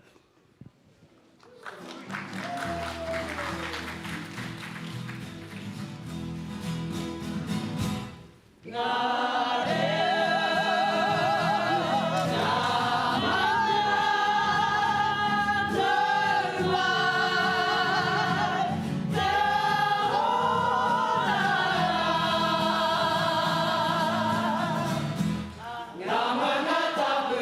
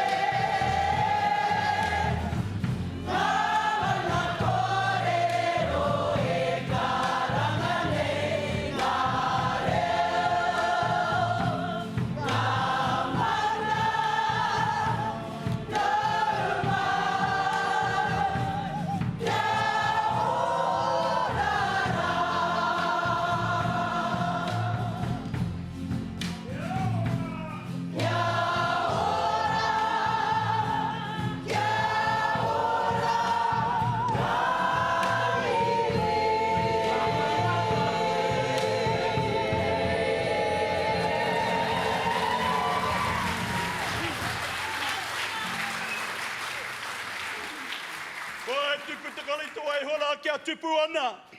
Kai tēnei hui ngā tāhua. Kai tēnei hui ngā whakahirehira o Taikura. Ki te ake te puāwaitanga o te rauaroha. He mihi kau ana. Mihi kātika. Kia koutou ko eke nei ko tatu mai. Ki runga tēnei kaupapa whakahirehira. Te makau ariki. Te kanuhi o Taikura. Te pā whakawairua. Ainei rā kua tai mai. Ngā mātawaka ngā hau e whā. O tira ngō koutou huanga o Taniwharau. Waikato Taniwharau. Ko eke nei ki te tautoko i te kaupapa. Kai te tūmua ke e hone. Te whakakanuhitanga. O te aliki nui kuini ngā wai hono i te pō. Nei rā te ngā kau kāmihi. Eki.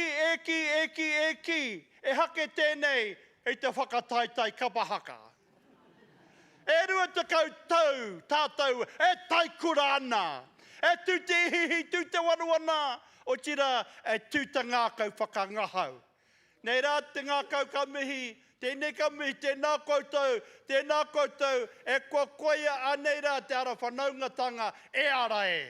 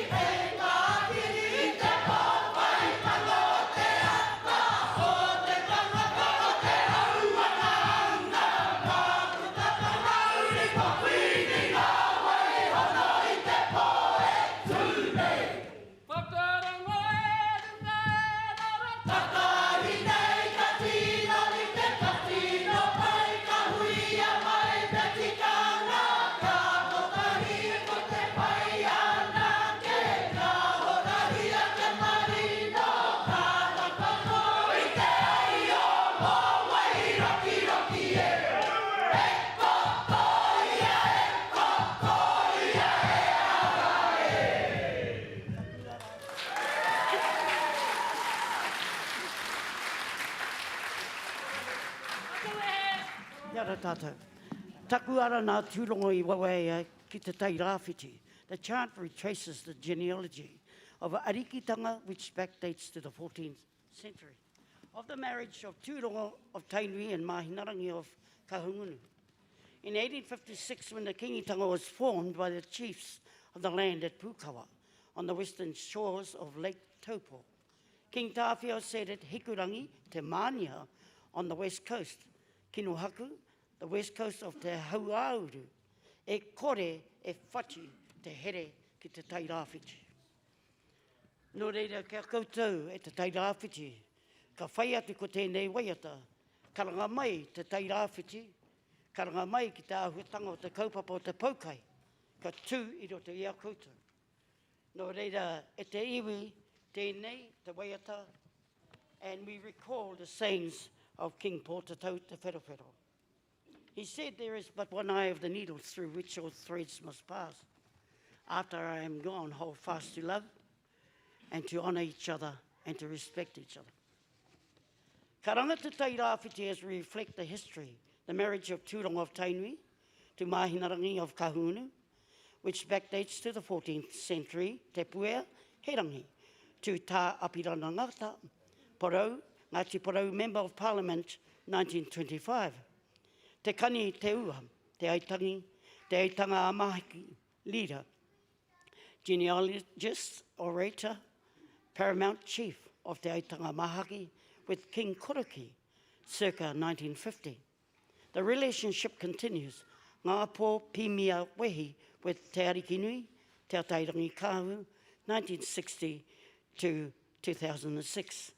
Te Ariki Nui, Te Tauranga Kahu with the Kotaitanga founders Kaumātua, Tame, Queenie, Te Maro, Whaia Maklachi, and the supporters. And we listen to this waiata now because the relationship continues on through to Kingi Tūwharetoa, his relationship with Waihirere, also with the relationship of his sister, Tomairangi, and we have here the leader of this group, Tūrongo Hanai Ari Paki, who is the godson of both Ngāti Wai and George Ria. Nō reira e te iwi, tēnei rā, karanga te tairāwhiti.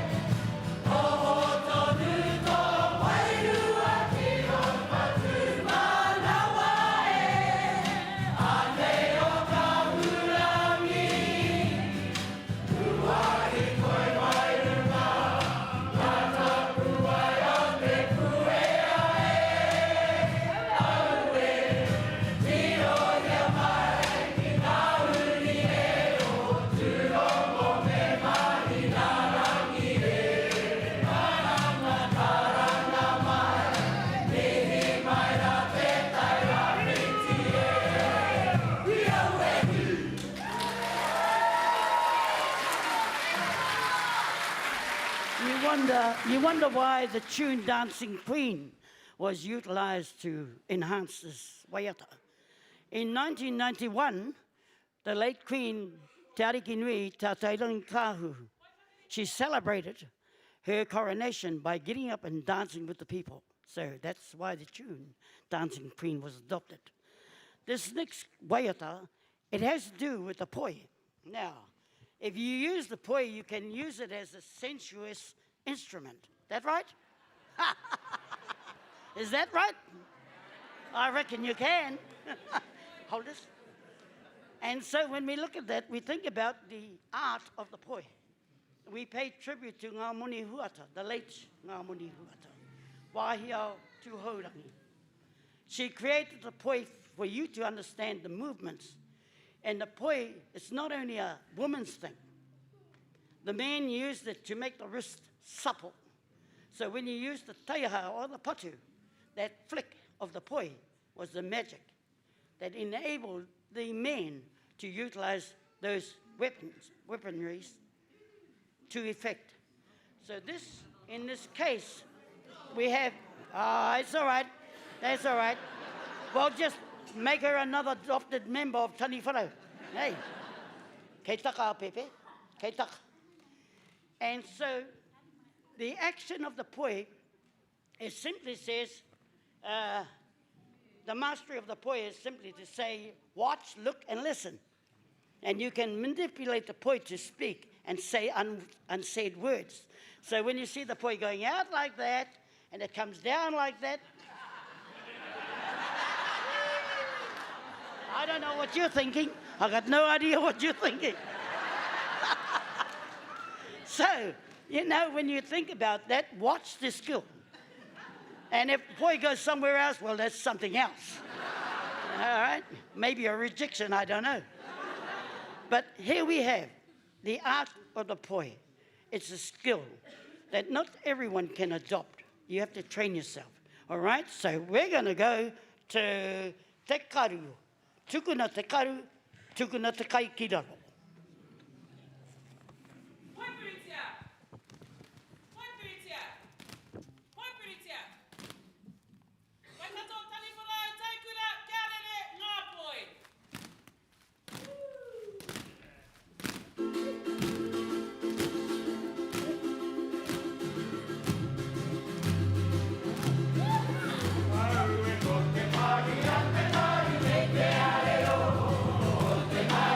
Te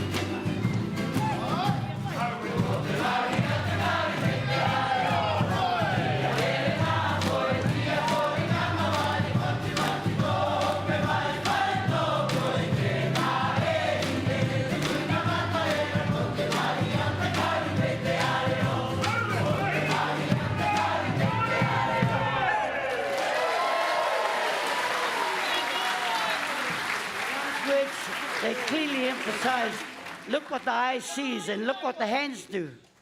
The reality about this is that simply is that the poem itself, the uniqueness, the beauty of it, you can see.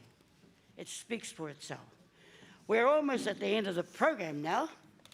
And so this is the whakawātea, Aua Taikura. It's a medley of 2 songs. But the last song clearly indicates the 5 years that Te Pue Herangi, granddaughter of the second Māori king, she travelled with her troop to East Coast. And it was there that on the journey is that this song tells simple things about what the poi didn't say. All right? All right? And so when we look at that, is that on the trail there was 30-odd young men and women, and there was only a few Kaumātua there.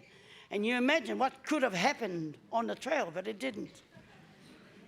So she toured the East Coast to fundraise to build the ancestral house at Mahinarangi at Tūranga Ngāruawahia.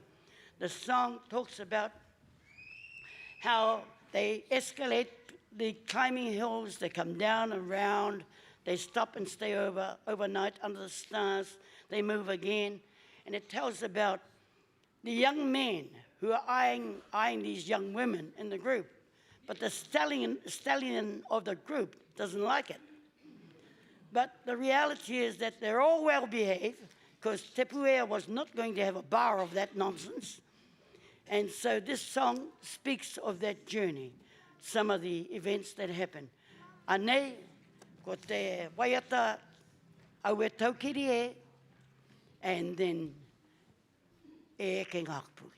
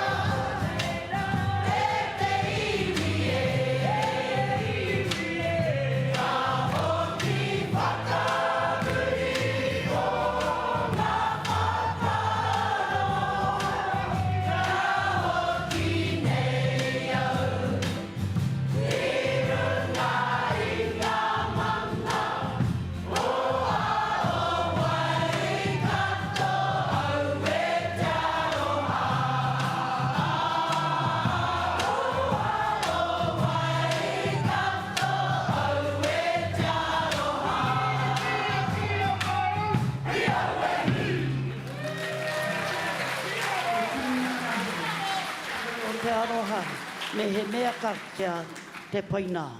I seek the kindness of the people, for if they should give, then it shall be gladly received. E mihi kona kia koutou. Tēnei au e te iwi kei runga I ngā rori. E kimi ana hau, e hahau ana. Here I am on the road, looking, seeking, and foraging contributions to build the ancestral house. Kua mana wā whitoe te tūtanga e te iwi. Matariki tautoru, tā wera te whetu. Nāna koe I hari mai ki Waikato. Tangi te riroriro, tuarua rawa mai, tikina mai, tirohia te taumata. E te iwi, tēnā koutou, kia ora tātou katoa.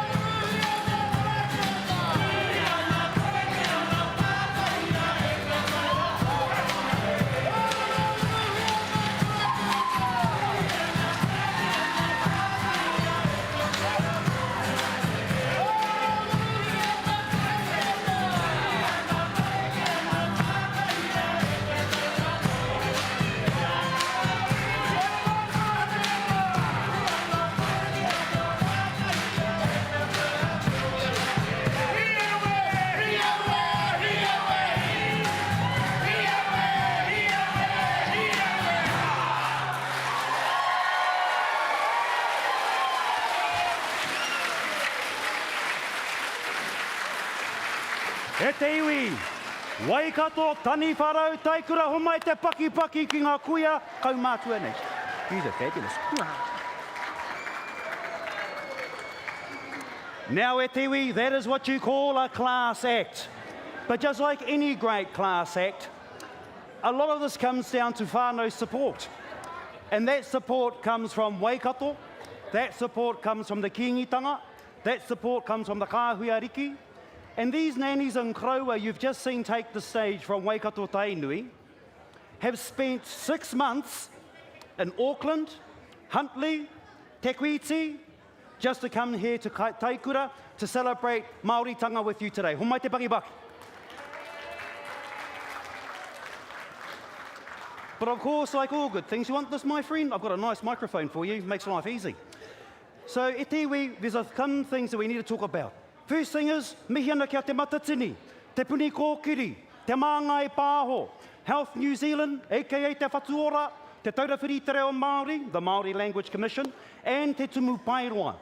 Without these supporters, kaupapa like this doesn't come easy. Nō reira, koutou ngā kai whāngai te kaupapa nei, those of you looking after this kaupapa to enable our kaumātuas to come here to pōneke, to perform to the motu, for Taikura, e mihi nui ana kia koutou. Kei ngā iwi on the live stream, hello, we haven't forgotten you, tēnā koutou. We've got people live streaming in from America. Hey, I think they're all over with our Mormon whānau, that's where it's all coming from. Then you've got people buzzing in from Australia. Koenei te tāhua o te Taikura. This is the beauty of Taikura. You can connect with your nannies and koros online. And if you want to check out that stream whānau, it's at Te Papa on YouTube. Like the fellow over here on his phone right now looking at it, eh, mate? You're going right over to Taikura, Taikura, Kapai. And that's what you look for, and you can find all the performances from today. Hoi anō rā, e mihi nui ana ki a koe, te makawariki, e te atawhai, nau anō e whakakanohi nei tō tātou kaupapa, hei whakaruru hau, mua tātou kuia kaumātua, te motu nei rā te reo kamhi atu ki a koe. O tira ki a koe whatu Moana, me tō huaranga tira, mihi nui ana ki a kōrua. Tēnā roa atu kōrua, kua hara mai nei ki te whakanui o tātou kaumātua, me taku mō hio iho, i roto i ngātau ko kōrua huki tēnā, hei taituara mua tātou kaumātua, no reira nei rā ka mihi, nei rā ka mihi. Nō reira, e rauranga tira mā. We've got the next best thing to my favourites, because I'm from Tainui, so I'm just in love with, the kingitanga, just in love with Tainui. But he te iwi, we have our whanaunga no roto i te hāhi rātana. Nō reira, hon mai te pakepaki, me te kōrero nei, mā te pokopū, hikoi tere.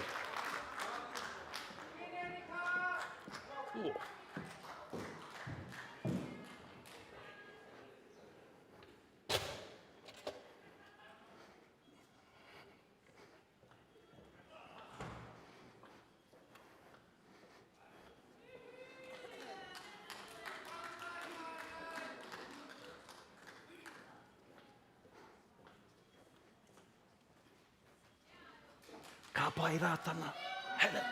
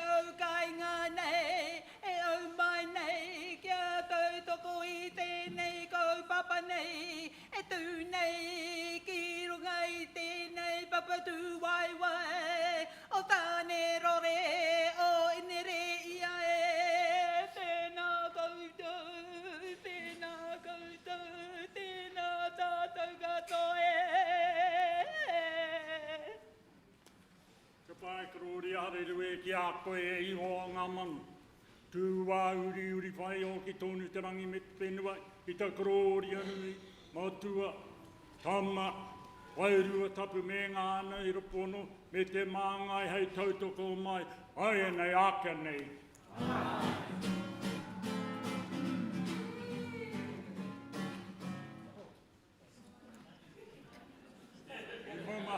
tēnei wā ngā mate kei runga i a mātou. Ara ko tātou, i rā mutu moko puna, tā o ngā tau marino. Ara, ko te matua, ko te tuakana, ko te koro, te rangatira, Pira Martin, o tira, ngā mate o te motu katoa, aere, aere, aere atu rā. Rātou kia rātou, tātou kia tātou, a tihei mauri ora. Ānei te ropu, ngā Pakeke o rātana, e tū ana i te atamira, ki te tuku mihi, tuatahi, ki te kairangi, mākau, āriki, te atawhai. Ki ngā kaiwaka aere o Taikura Kapa Haka, me ngā rōpu katoa, e tū ana ki te atamira, ki te wakanui ki a koutou.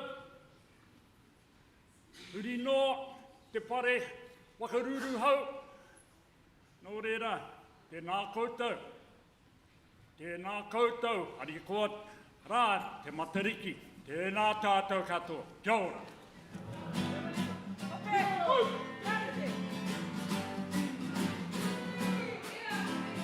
Te mātou te miri I te tautoko I a koe O rātana e karanga nei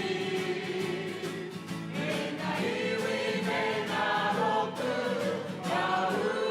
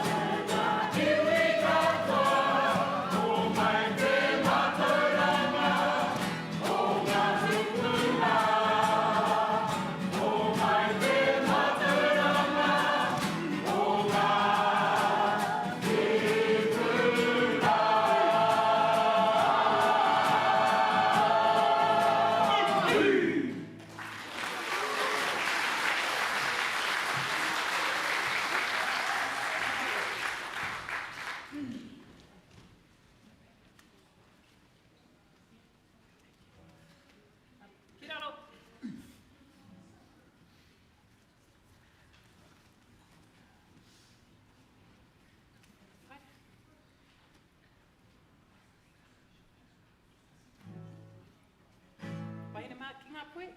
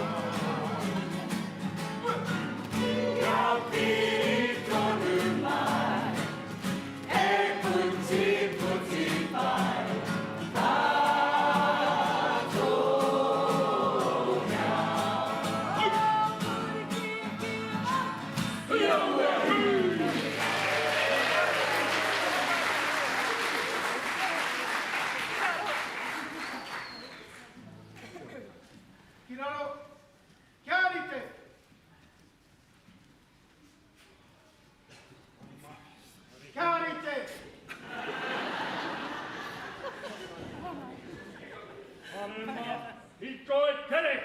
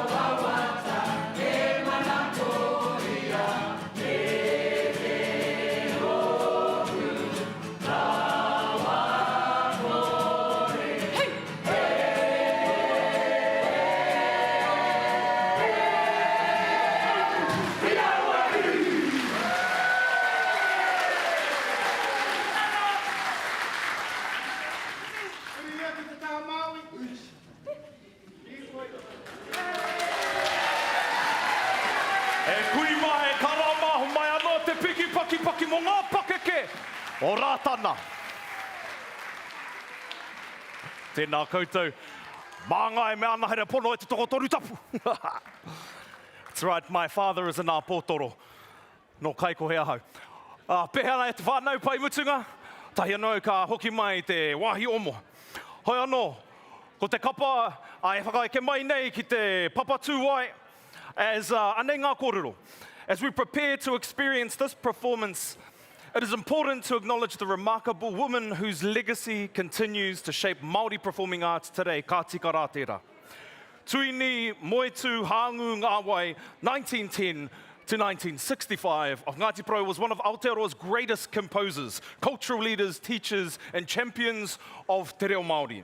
She composed more than 200 waiata and haka, many of which remain central to kapa haka and Māori cultural expression today.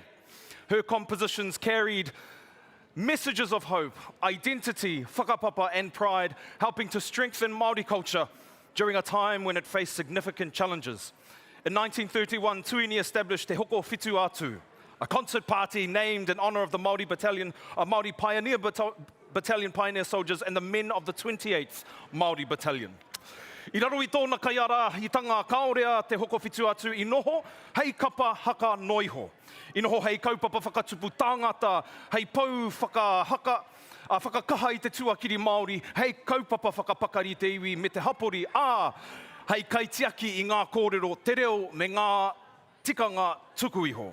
Ko etahi o ana waiata rongonui pērā i a arohaina mai, tō aroha me e te hoko whitu atu kia kahara e rangona tonu tiana putanoa i Aotearoa me te ao whānui hoki. I enei rānei, kei te kau e tonu a te hoko whitu atu i te moemoe me te whakapapa o Tuini Ngā Wai, māna kapa e whā. Ngā mogopuna, taiohi o te hoko whitu atu, te hoko whitu atu whakataetai kapa haka, te hoko whitu atu toa, me te hoko whitu atu taikura. Nō reira e tātou mā, nau mai whakatau mai, te hoko whitu atu taikura ki te papa nei.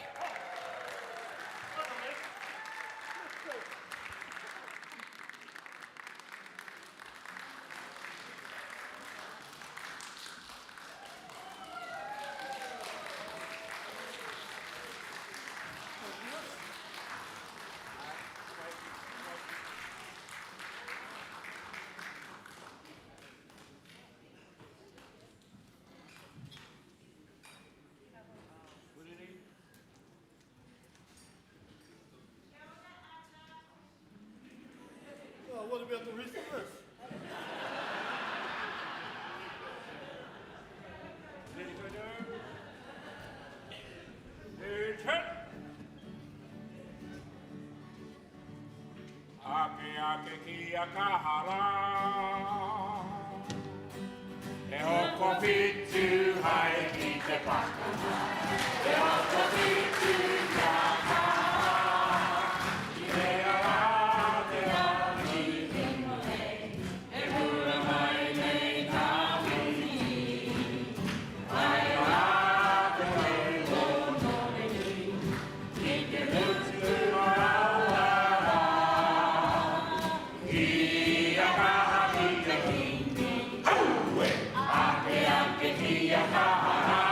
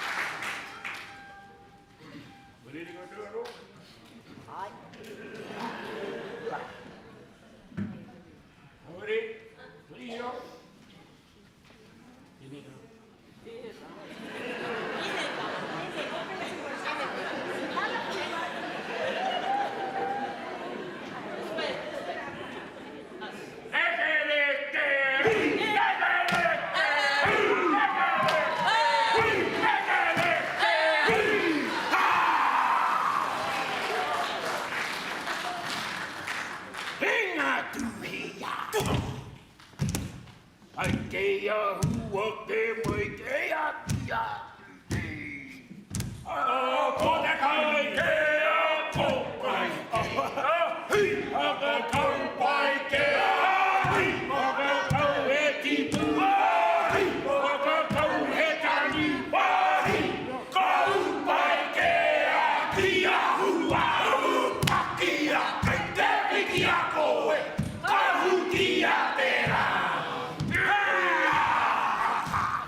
E ai kou re ki te tama i mea te whione. Ai noho kai roto tāi aue.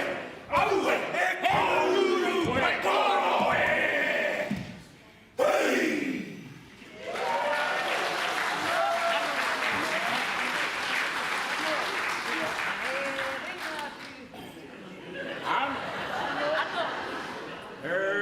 Ringa tuhia. Ui o mai koe o pahua ki o ke. Wai te tarerei e. Ko te gani. O wai te tega te koke. Ko pai ke. Ko pai ke. Hipa ka kau pai ke. Hipa ka kau e tipua. Hipa ka kau e Taniwharau. Kau pai ke a kia hua. Pakia ke te piki a koe. Kahu kia te rā. E ai koure te tama i nea te whironu. Ai noho ke roto tāhi aue. Aue e kōrero e kōrero e. Hei!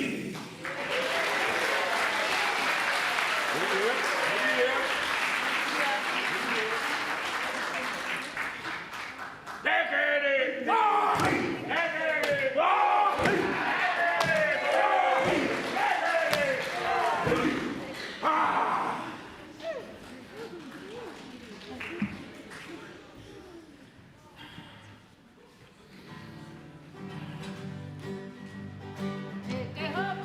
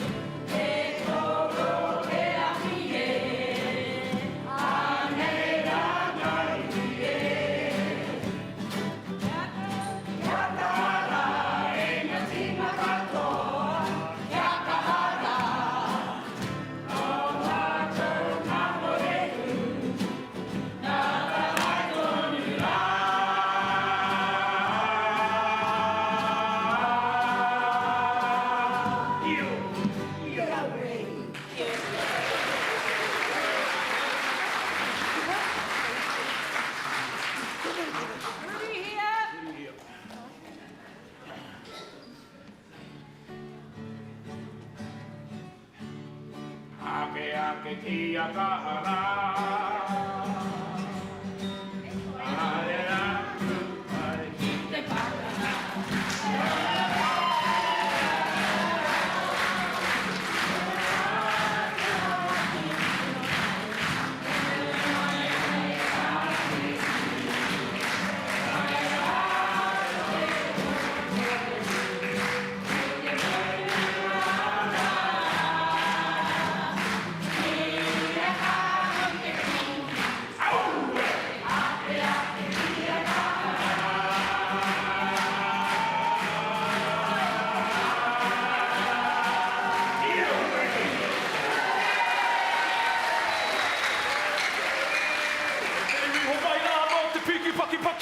Mo te hokowhitu atu, Ngā Pakeke tēnā koutou katoa.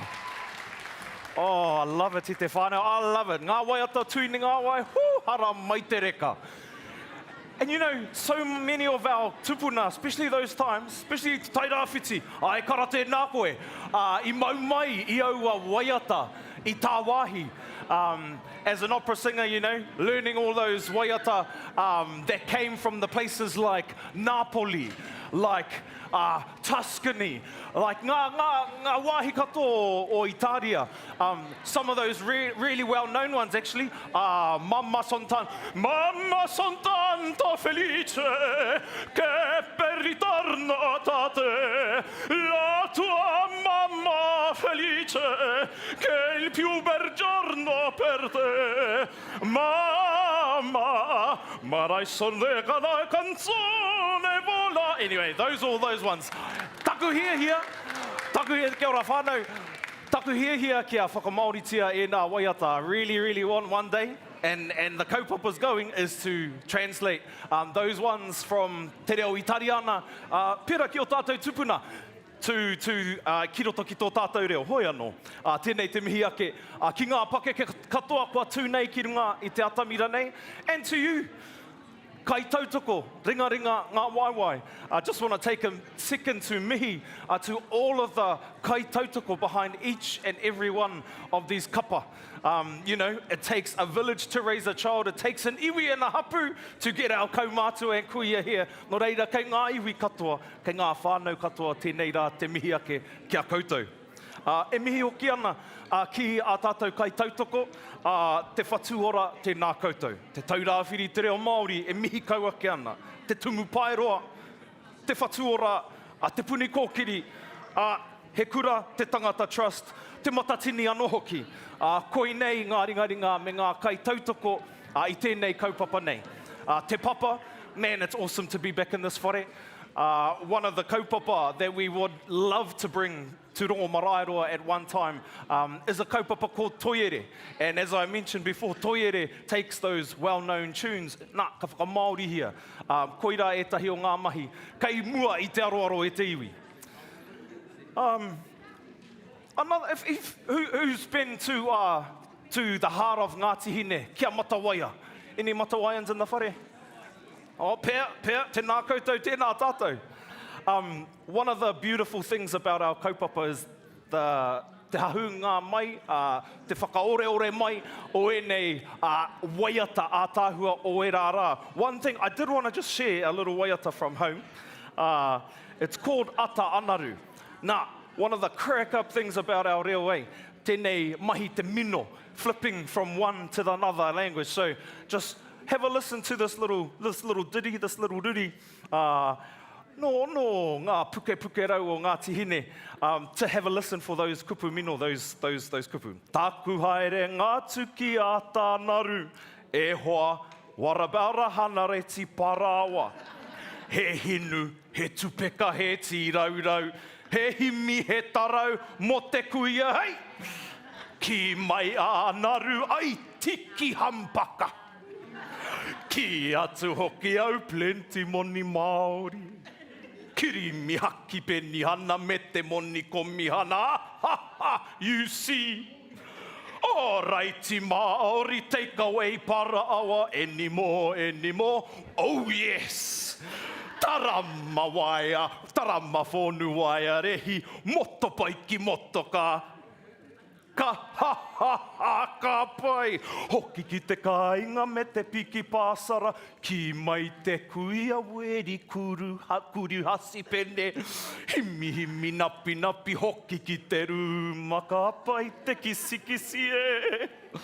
Pau atu te marama, puta mai puka puka, me utu o nama toru rau pauna. Pai kare kui pereniti tarapara nau mō parawa e. Karare he pōhara, kai a te pōaka, kei hea o moni e teka nei koe, kōrero koe ki te pau ki noi te nama pakaru te himi me te tarau e. Hai anō, koira te tahi o ngā waiato te kāinga. And I always remember Auntie Mum, wha moe moon, e waiata ana I tērā waiata hakako mai ana ki a mātou. Anyway, e te whānau, that's enough from me. Ai, pēhea mai ana tātou, ka pai. Without further ado, e te whānau, anei ngā kōrero o tō tātou whānau, e whakaeke mai ana, Taikura haua.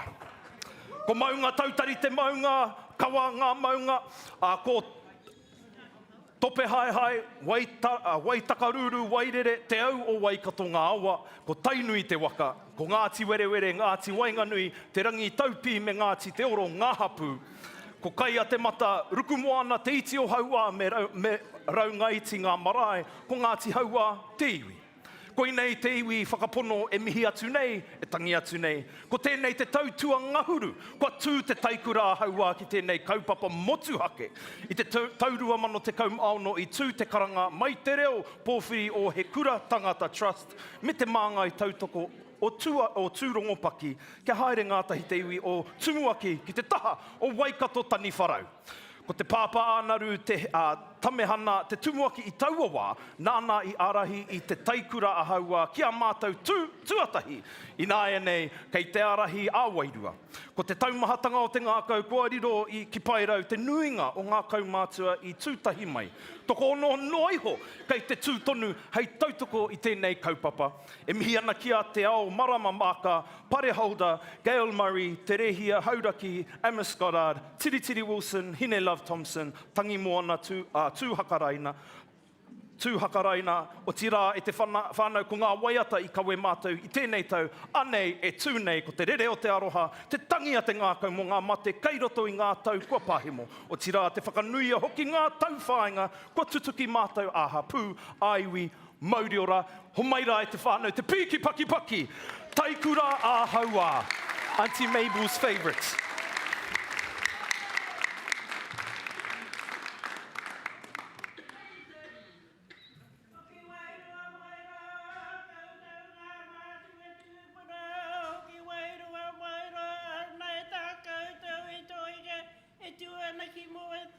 Te mana whenua me ngā mātā waka kutai mai rai rungi te reo karanga te kaupapa tēnei rā whakairahira e hoki wairua mai rā.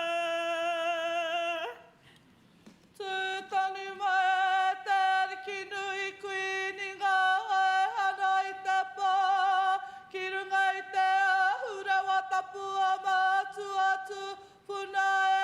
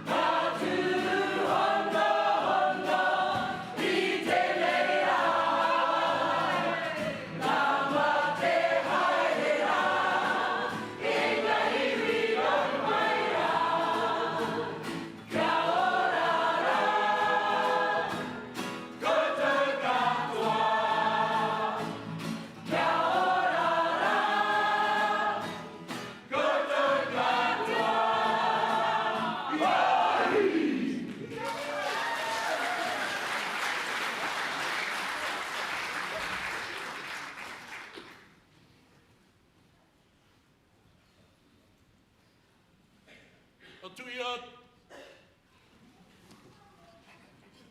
tua te rangi e tū nei, tuia te pāpai e hora nei, karonga te pō, karonga te ao, a ti hei mauri ora.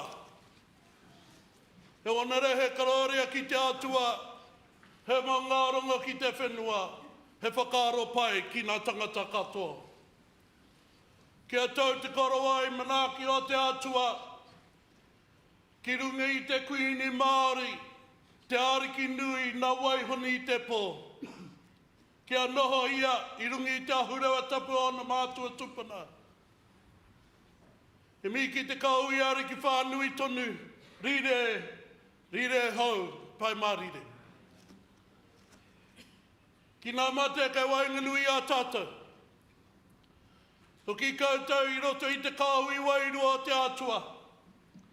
Haere ki tua o te ārai. Haere ki te pautūtanga o pipiri. Haere ki te tohu o te mate a matariki. Nō re nā mate, haere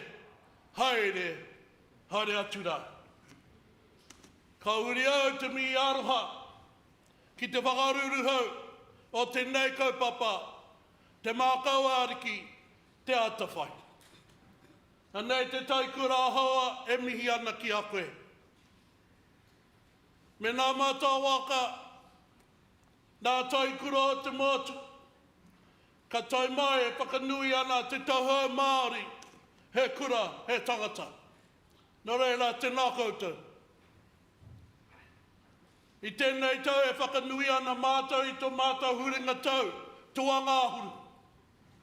I te tainga mai kei te tautoko o tēnei kaupapa.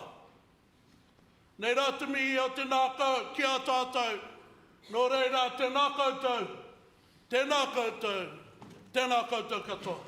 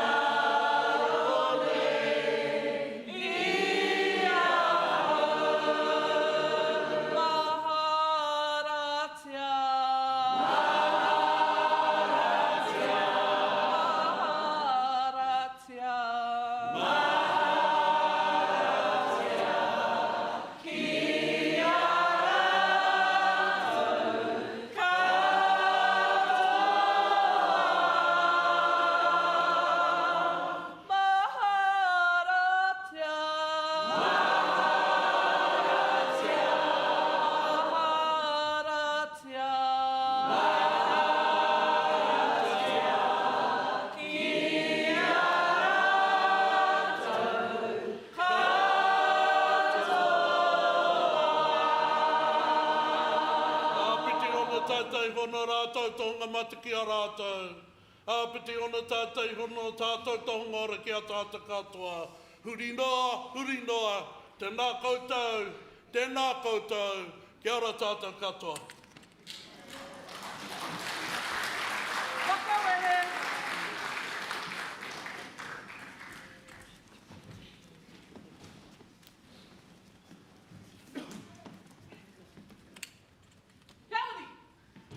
Kia ora.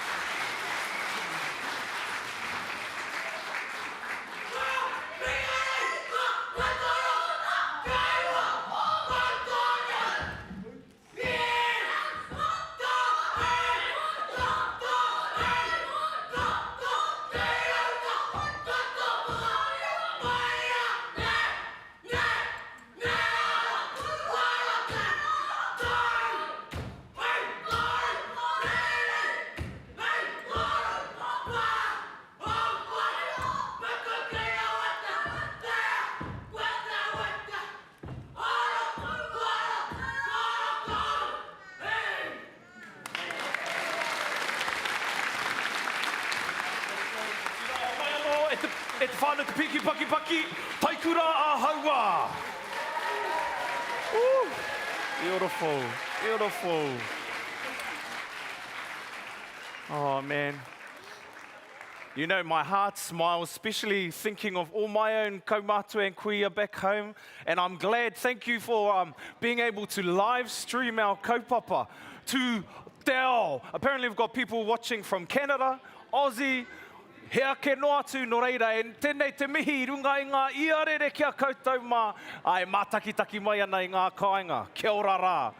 Ka pai te whānau, ka pai if you're heading out, choice, head out. If you're coming in e te whānau, please, those of you who are in here, just squeeze into the middle. I know it's been a bit of a message all day, but so our whānau coming in can find their seats on the edge here. Ka pai tēnā koutou. Oh, amazing. Pai te ki te hoki a koe Auntie Taka, I roto I te audience, tēnā koe. Beautiful. Oh, e te whānau. And that's what it's all about, isn't it? Our whānau coming in, watching all the whānau here on the stage doing their thing.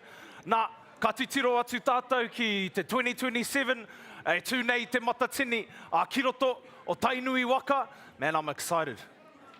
Tainui in the whare? Yeah.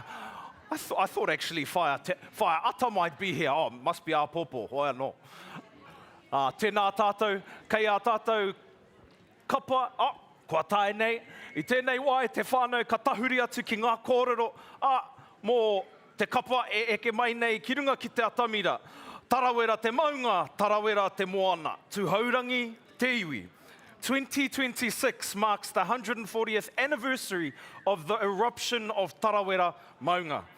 In the early hours of the 10th of June 1886, a series of powerful volcanic explosions devastated the Tarawera district of Rotorua. It destroyed villages, reshaped the landscape, and claimed many lives. Among those most profoundly affected were the people of Tūhaurangi, who were leaders in the region's emerging tourism industry. Through guiding, storytelling, and the stewardship of the world-famous pink and white terraces, Tūhaurangi made an important contribution to the local economy and to the experience of visitors from around the world. This commemoration honors the tupuna who lost their lives and acknowledges the displacement, grief, and hardship that follows. It also celebrates the resilience of Tūhaurangi, who rebuilt their lives alongside their tino whanaunga, Ngāti Wai at whakarewarewa in the years that followed. And now can I just give a big ups to Ngā iwi o reira who have put on opera in the pie at whakarewarewa te puia, ko koutou te tauira mō mātou te taitokerau a tai hoake nei. Anyway, today Tūhaurangi Ngāti Wai continues this legacy. They welcome manuhiri from across the globe, sharing their stories, culture, and history, just as their tupuna did more than 140 years ago. Through remembrance, the past is honoured, and the enduring spirit of Tūhaurangi tupuna is celebrated. The composers who generously gifted waiata poi and haka must also be remembered. Their treasures works have carried and performed across generations, sustaining the living tradition of welcoming, uplifting, and entertaining manuhiri. Tūhaurangi Ngāti Wai was deeply connected to these compositions, and the enduring legacy they continue to sustain e te whānau, ho mai rā te piki paki paki. Ma Tūhaurangi Ngāti Wai Kōrero Kapa Haka.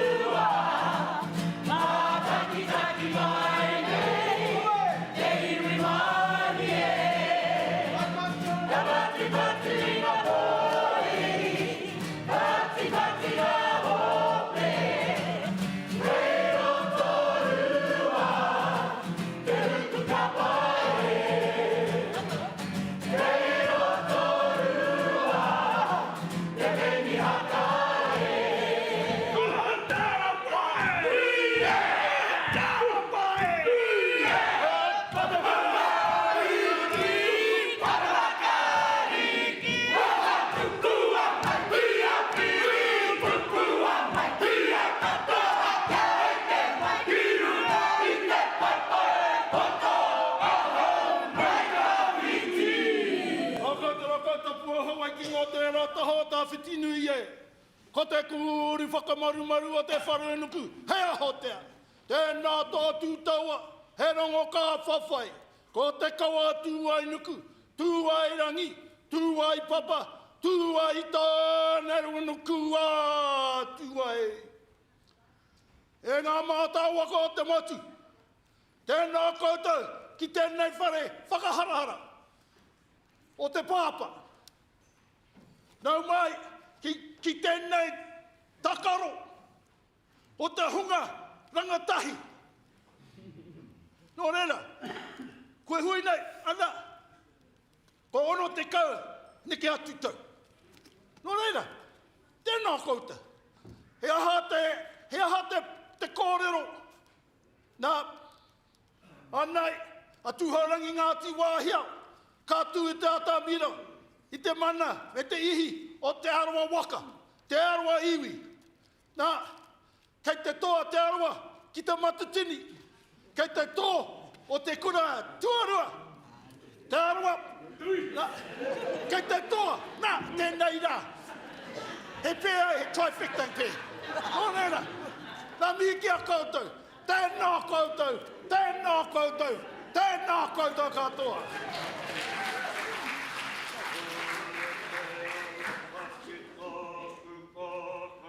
Ia tohu e kuku motu motu iki iki e roto I a hau. Me a hatu hoki te hina ngā kahurangi. Kei o moko puna ia pēhia ia kohe riri tai hau. Te ru o te whare ia te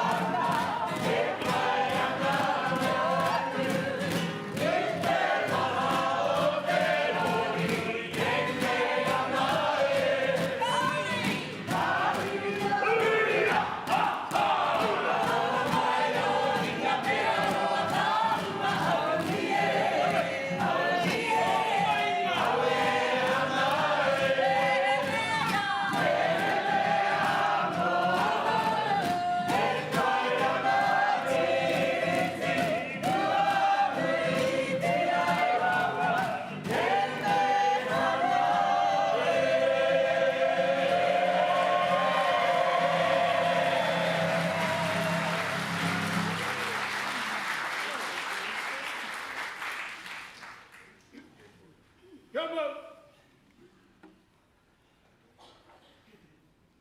Kānite.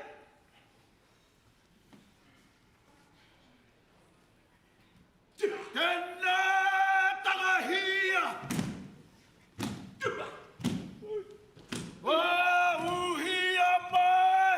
Uhia mai. Ko Waitaha kapa, wanganguru nei. Nei mata, e koe ana, I te wano, tuharani e na roto. Ko waira, ko waira. Watawa kōrero, e watanua o rope, ua wahi awe. Hui awe, hui. Tēnā karakia.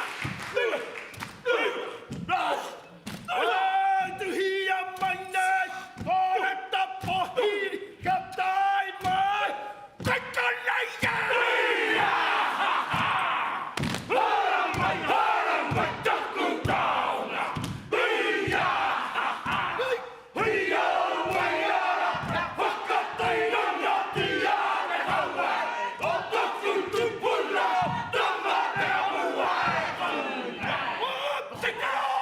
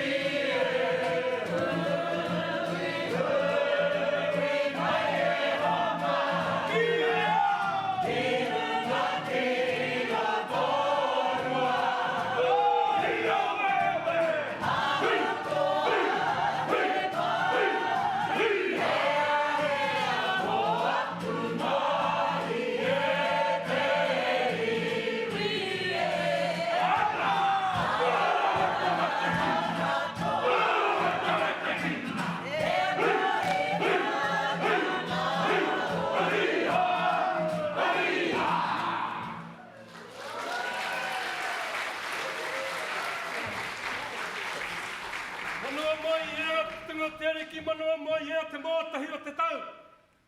Tēnei ka poraki I ngā tini mate. Rātou kua katohia mai e te ringa kaha. Rātou kua hāwa e te kupunga o tara mai nuku. ko ngā Taniwharau o te wānanga era, a Tāhirini, a te Kaumātua nei a Whataranga, a Tāmaki, a Ken Raureti, rātau katoa, kai ngā mate hua o te tau. Haere, whakangarotu rā kōtau ki te pōti atu. Tātau ngā kangahei, o rā taumā, huri noa. Ka nui te mihi atu haurangi Ngāti Wai, kia kōtau. Huri tō tātou whare, tēnā kōtau. Tēnā kōtau, kia ora tātou katoa.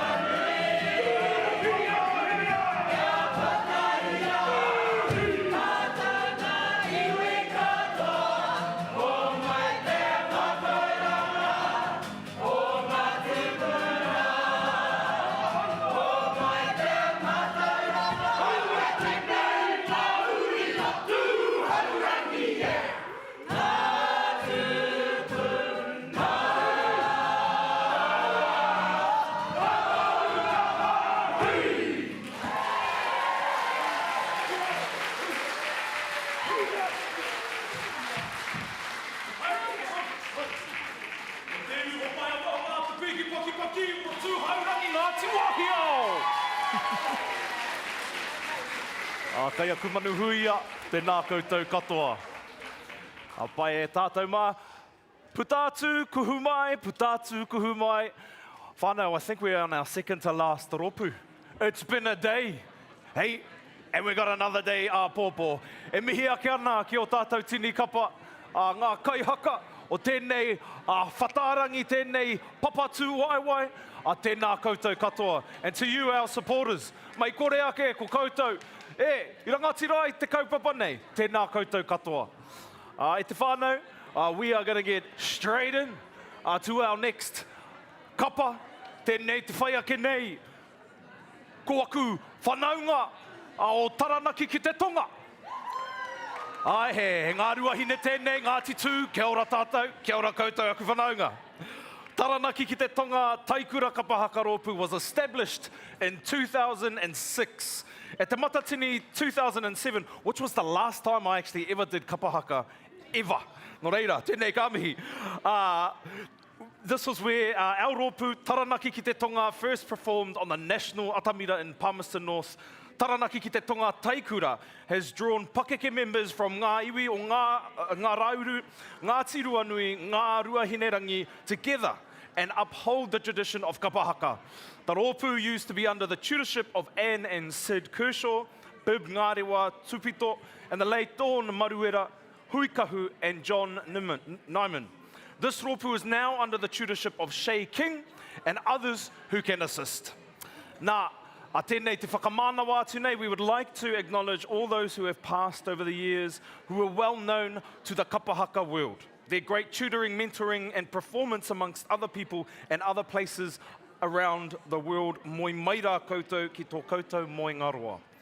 The rōpū has revived and promoted the survival of Aotea, waiata tawhito, haka, poi, and waiata āringa, and other waiata written and taught by Te Ngāpi Waka, Rewi Pirikahu, Huikahu, Nikorima, Huirangi, Waikere Puru, Rocky Sunny, Waru Hudson, Rātau Katoara.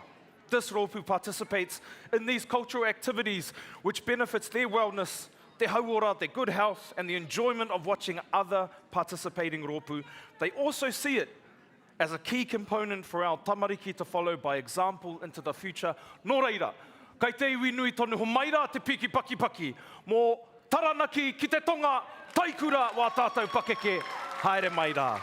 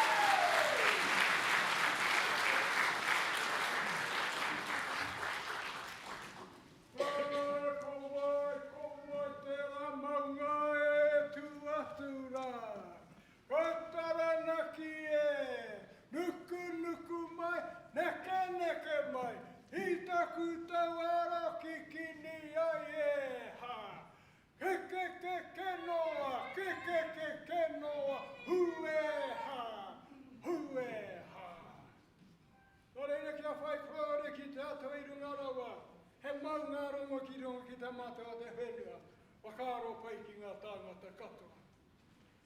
Nā reira, peki te kaha, peki te ora, peki te māramatanga ki runga ki tō tātou kuini.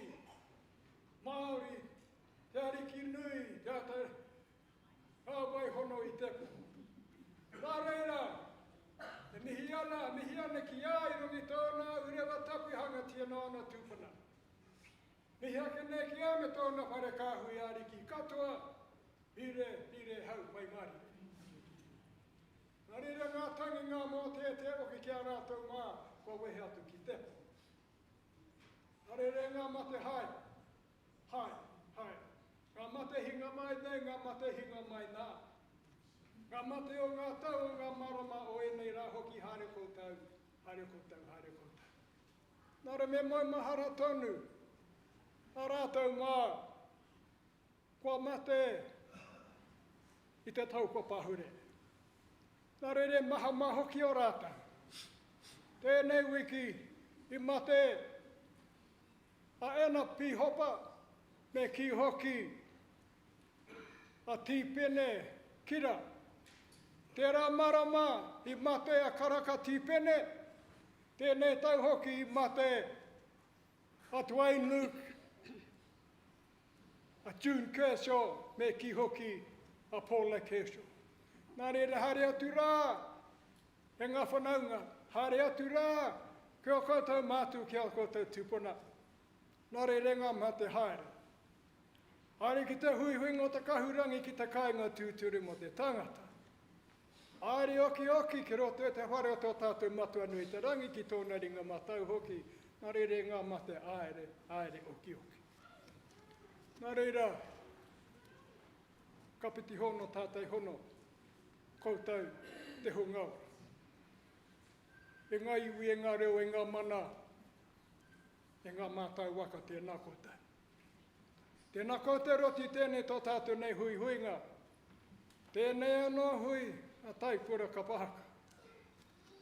Tēnei anō āhuatanga, mō mātou ngā Kaumātua me ngā kuia, ki tā mahi Kapa Haka i runga i tā mira o tētahi anō wāhaka.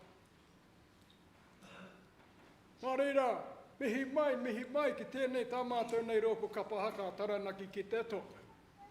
Ko hara mai mātou i rote aroha. Ko mātou he uri aturi me rongorongo au te awaka.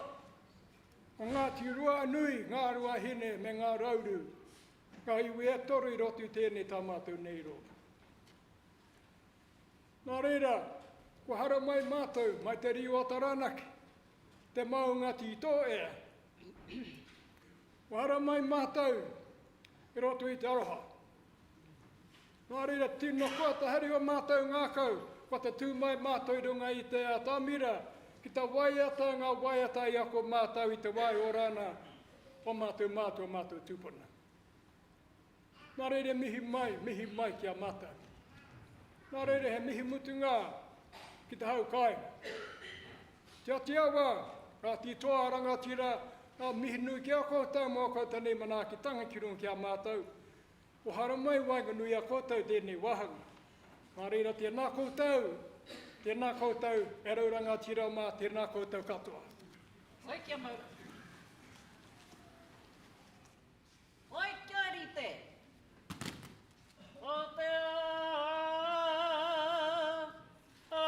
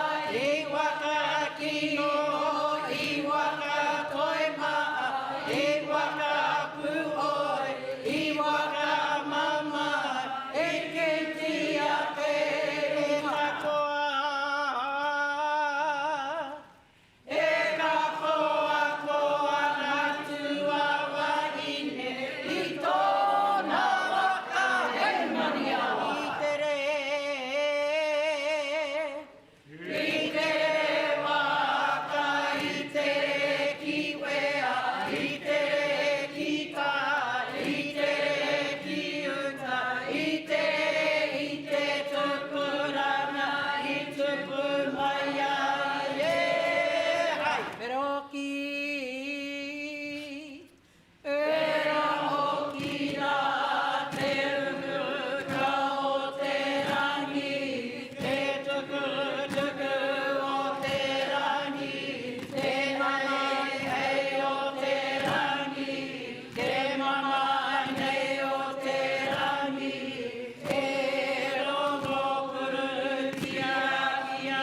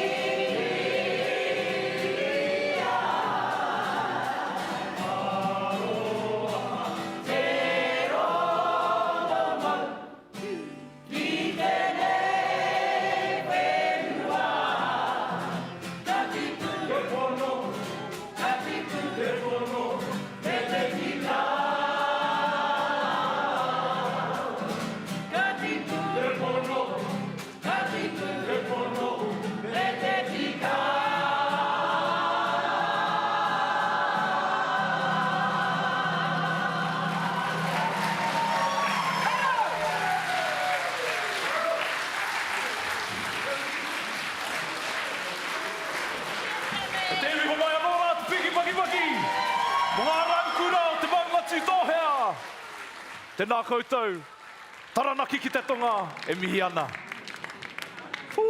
E te whānau kua tai tātou ki te kapa whakamutunga, our last kapa for the day.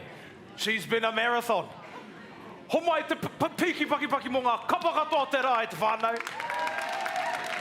Kia ora koutou. Takes a lot to stand on stage and sing to your own, no reira tēnei ka mihi. Te Kapa Haka e whai ake nei really needs no introduction, and they're going to bring us home. Karakia, himene, ko tātou tērā, te whakakopania ki te rā nei. Those of you who are coming in to watch our last kapa, haramai, find a chair.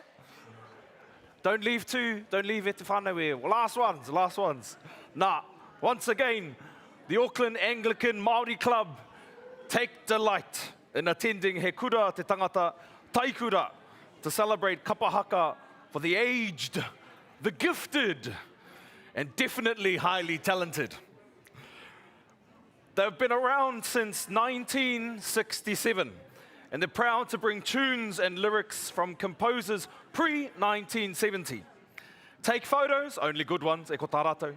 Recordings, no flat notes. Join in and sing along with them. They need your voices, e ko tā rātou. Ka mai. Koe nei rātou, when I love the pink, hey. I love the pastel colours that our whānau been wearing. Actually, can we have a big round of applause for ngā kaiwhakarākei I o tātou kaihaka? It's all good, the beautiful voices, the beautiful nekehanga, te reo, ngā kōrero. Engari, they gotta come looking good. And haven't they looked good e te whānau? Tēnā koutou, tēnā koutou, tēnā tātou. Ka te tiro ake au ki te ropu nei ka mahara kingi haka me ngā taonga tuku iho. Kia mātou ngā mei tupu ake I te Taitokero especially. Matua John, te nāhoe, especially for all the, you know the ones when you kind of get sat down and go, okay, e te whānau, you've got all those, it's one kupu you've got wrong for like 70 plus years. Anei, whakatikaina. Nā, mihi ana. Koe nei, ko te rōpū, tēnei rā te rōpū mihingare no Tāmaki makaurau, te kapa haka o te taki, o te whakapono, whakanui ara tēnei kapa e te whānau, te whakaeke nei. Te awa, tēnā koutou, tēnā koutou, te upoko e te ika, karanga maira, karanga maira. Mai nei e, tēnā koutou, tēnā koutou. Anei rā te ropu engis, mai te ana wai te pare Karakia. Tātai hono te marae, ko te mihana Māori, mai te pihopatanga o te Taipakeke, kua eke mai nei e.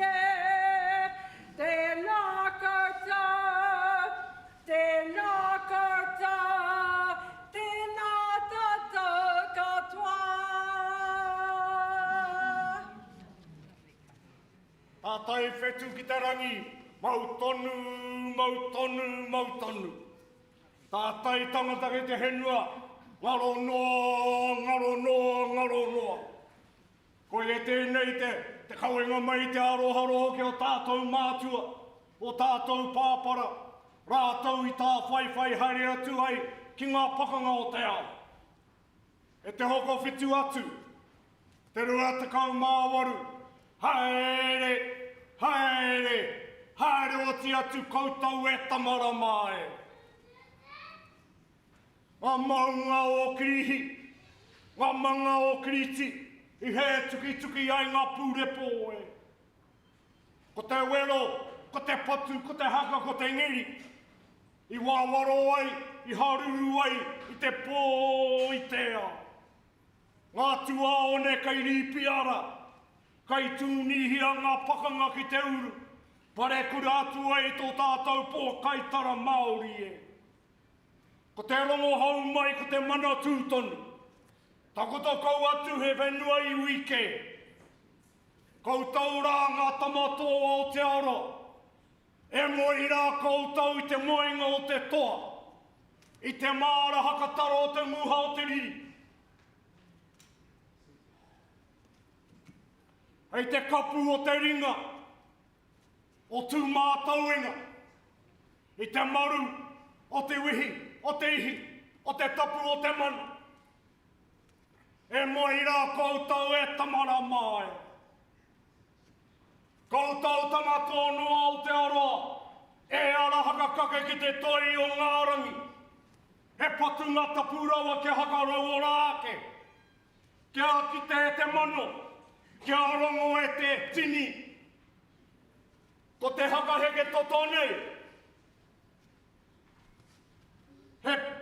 He kupu aroha. He tohu ake, ki te ao, hei taki nei te ao, kia ū ki te pai, kia ū ki te rangi māre, ka e o tātou mate, e te iwi e, tau kuri e.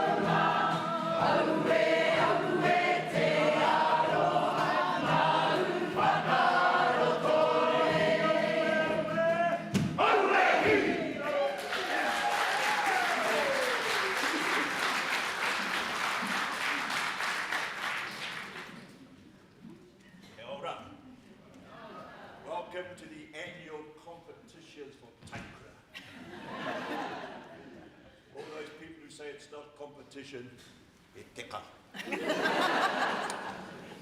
We've been coming here for the last 20 years. It's been a privilege to be able to come onto the stage and share our waiata with everyone. We need to change our program, so the songs we're going to be doing this year, you won't hear them from us for a while, a whole year. So please, stand with us, sing with us, do our actions, and next year we'll come and judge you on your actions. Kere te! No mai kiki mai, tēnā iruia, no mai kiki mai, tēnā iruia, nā reo ngā mana, tēnā rā koutou katoa. Ano te paire, te awareka, wātano tai, oe!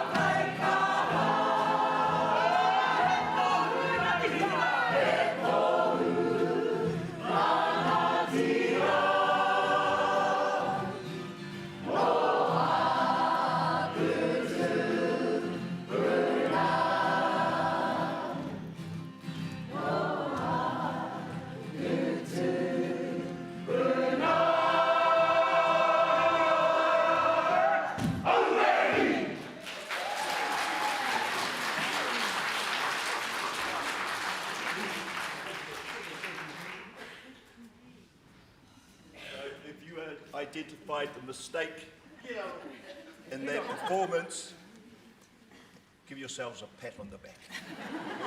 Ka pai. Haka.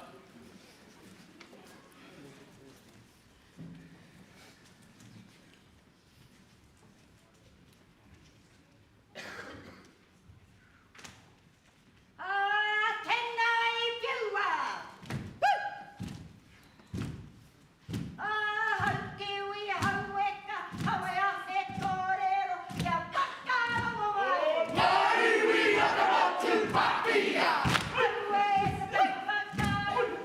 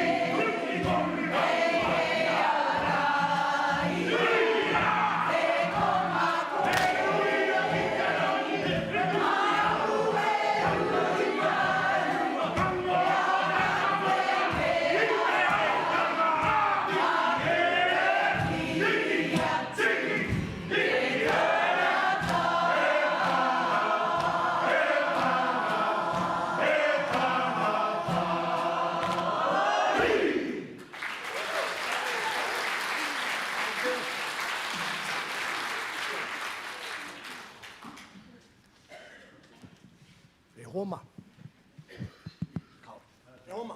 Te ahune, ko pātēnei tā. Me ana ki te tōtoa atu ngā pepe mo tō tātou himene hakamutua. E me ana, tēnā koutou e ngaiwi ko te tū mai nei. Tēnā koutou te papatongorewa, koutou kaitia ki o tō tātou whare. Tātou whare kario e tū nei tēnei enei rangi. Tēnā koutou te atiawa, tēnā koutou Ngāti Pōnake, tēnā koutou Ngātito. Koutou rā taranaki hānui, tēnā koutou, tēnā tātou katoa.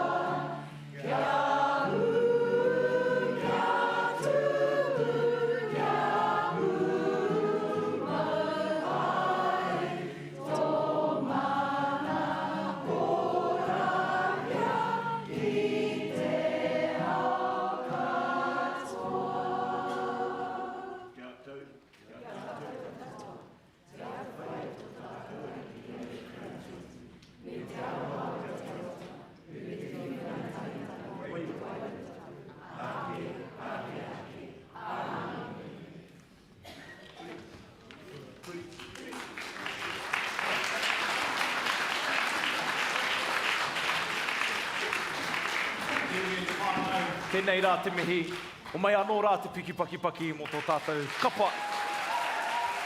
Teke mai nei ki runga ki te papa Tū Wai.